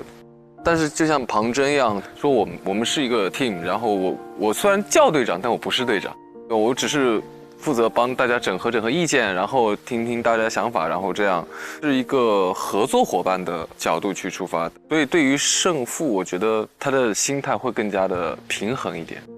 你平时生活中是不是没有什么那种低落时刻或者哭泣时刻？因为我感觉你的情绪的自洽能力非常强。我确实不太让自己丧的那种状态，我不太喜欢。就当我碰到这种丧的时候，我会马上去找让我开心的事情。情绪稳定型，他情绪太稳定了，是吗？真的，我的情绪都需要他来稳定。大家都说我情绪稳定，但我有些情绪子琪会把我疏导，所以说他情绪还属于那种稳定的。他上一次帮你疏导情绪是？对，就昨天。你昨天咋了？你遇到的问题是？没有，我就是财不配位。我遇到的问题跟思维是一样的。你为啥财不配位？或者你为啥有这种感觉？因为他这一次比赛也是输了嘛，智深心里有点觉得失落。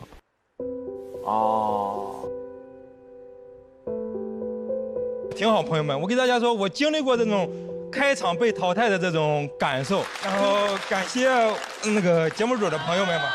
不会哭的，因为我这都是开心。我就问了他一个，我说你今天也不是中国的这个脱口秀大王，你也不是之王，对吧？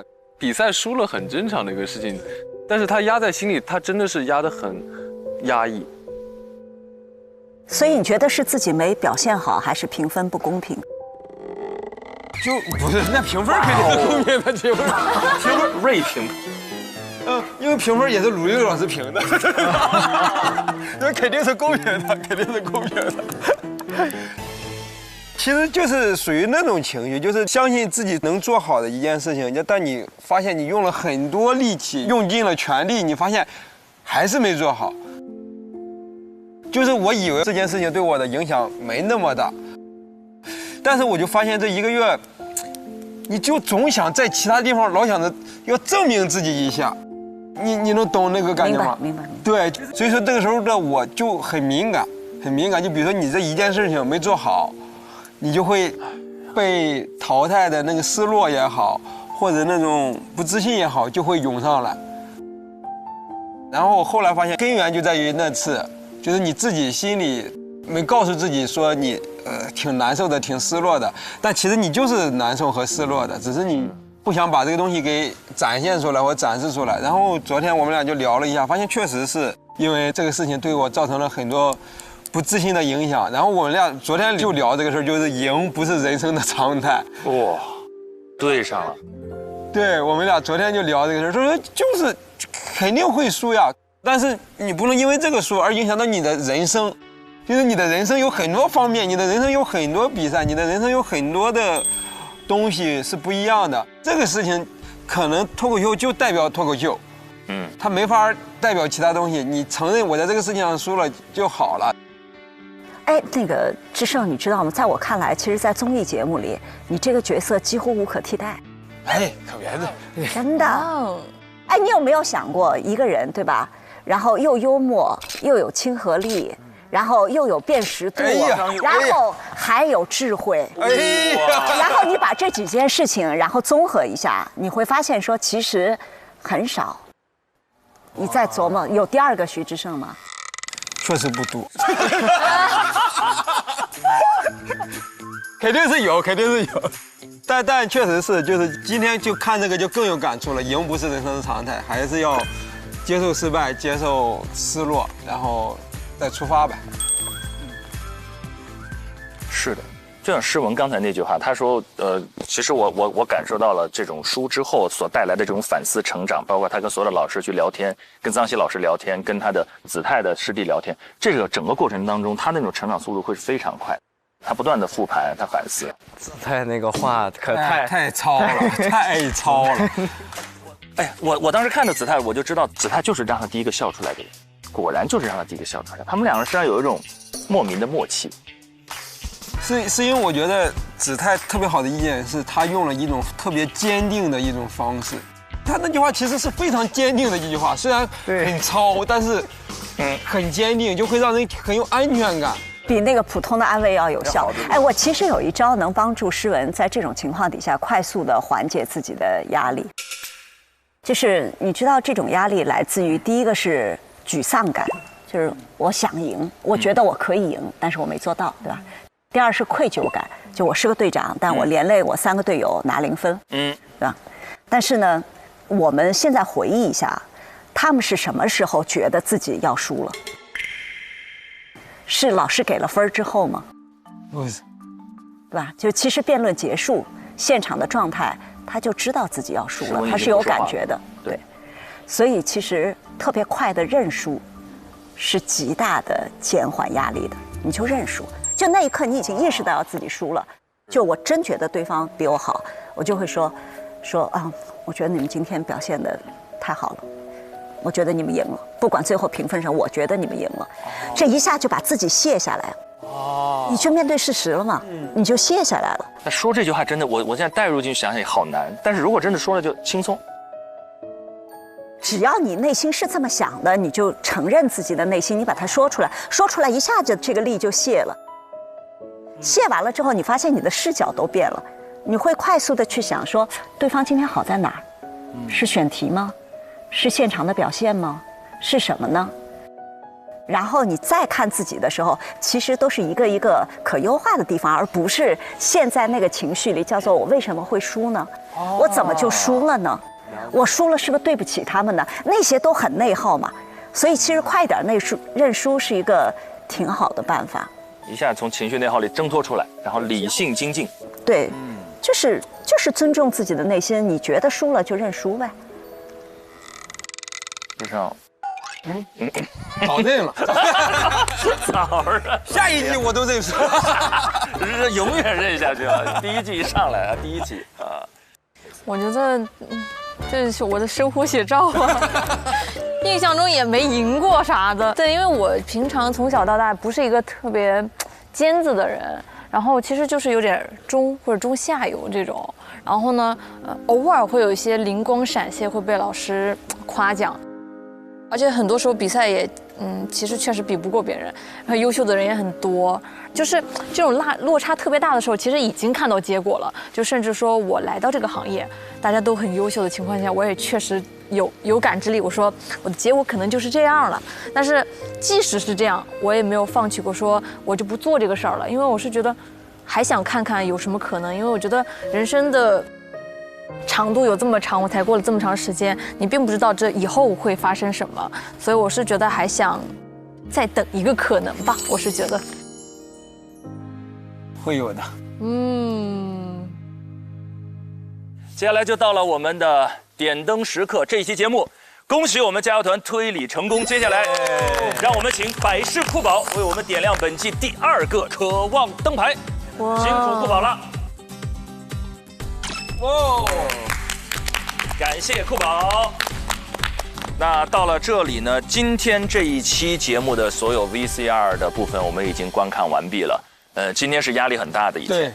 分组的这种4v4的 PK， 一般在我们 offer 我印象中第2期经常会遇上。它有一个非常重要的任务，就是凝聚团魂。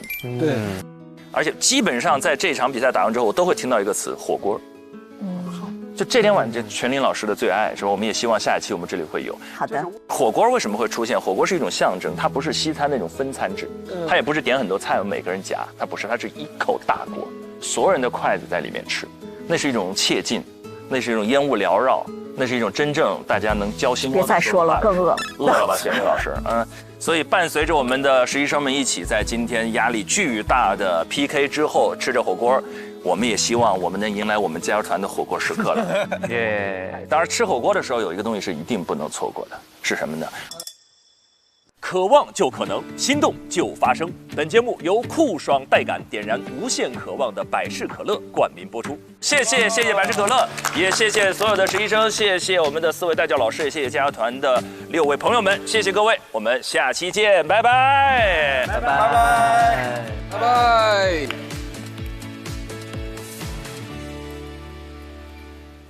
新任务发布了。这次2025世界人工智能大会 SMG 东方卫视会全程参与报道，4个小时的直播板块交给你们。这就是实战。是否会有可以接受我们采访的人？这样你们自己去找，所有的都是你们自己来准备。毫无头绪，没有太多想法，太难了，完全是一场实战。这个类型的直播就是非常考验你们的综合能力的，你们还要考虑到摄像，考虑到走位，考虑到编排，方方面面，直播难度太大了。玩真的。我们是那个汤总推荐过来的。这个是我的名片，您会存？我加你个微信好不好？我姐是人脉网。非常好吃，非常好吃，为什么不给我拿一个勺子？就活人感极强。给我送咖啡。还有互动。如果这一天的24个小时，机器人陪我们过，到底可以怎么过 ？AI 其实已经从各个不同的方面融入到了我们的生活。做了功课。哇，这2个真的强。你好，我是仿生机器人瑜伽。帅。我特别想去骑这个狗，这个体验很深度。他们还是有创意啊。我们是琳琅满目，我是金龟子，是那帕帕。这个是升腾384超节点。他说真的把这个讲清楚，真的很厉害了。哇，这个应该怎么说呀？我觉得我们讲不明白。不要改了，不要改了。就我觉得我怎么做你都会觉得有问题，出了点意外。打不通不接电话。完了！他要去找那个交接地点，现在已经超时了哎，他们怎么会犯这种错误呢？看不下去了。总体感觉我觉得很急，完全是在整蛊我们，一定要造出点什么事故和意外来。快，还有2分钟。所有人把你们的弦拎起来，这是一场正式的直播，是一个非常严肃的新闻工作。你们说的每一个字，你们下的每一个观点，都会被无限放大。渴望就可能，心动就发生。本节目由酷爽带感点燃无限渴望的百事可乐冠名播出。鸿蒙折叠电脑13英寸便携18英寸大屏，折展之间体验非凡。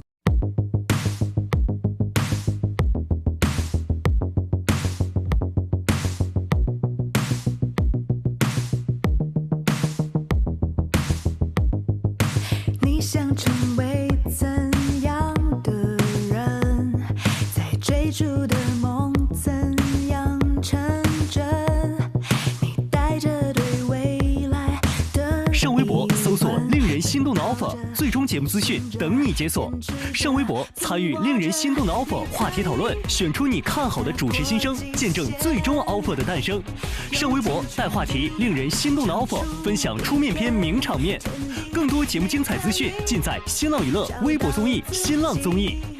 上新浪新闻客户端搜令人心动的 offer， 看节目更多精彩内容。百度一下你就知道，上百度 APP 看百度热搜 ，get 更多热点内容。独家中文百科合作伙伴百度百科。上百度搜索令人心动的 offer， 精彩内容尽在百度百科。上知乎搜令人心动的 offer， 解锁更多精彩讨论。上前程无忧51兆，收获心动的 offer。感谢丽丽城传媒。如果你对内容行业感兴趣，欢迎在腾讯校招官网 JOIN.QQ.com 投递峨眉派专项，等你来实习。令人心动的 offer 尽在腾讯校招，等你来拿。每周3、周4 12点 SVIP 更新，19点 VIP 更新，会员抢先看1周。周5 12点 SVIP 抢先看加更版，19点 VIP 会员专享，看更多精彩内容。周6 12点 SVIP 抢先看衍生，陪你看 offer，19点 VIP 会员专享。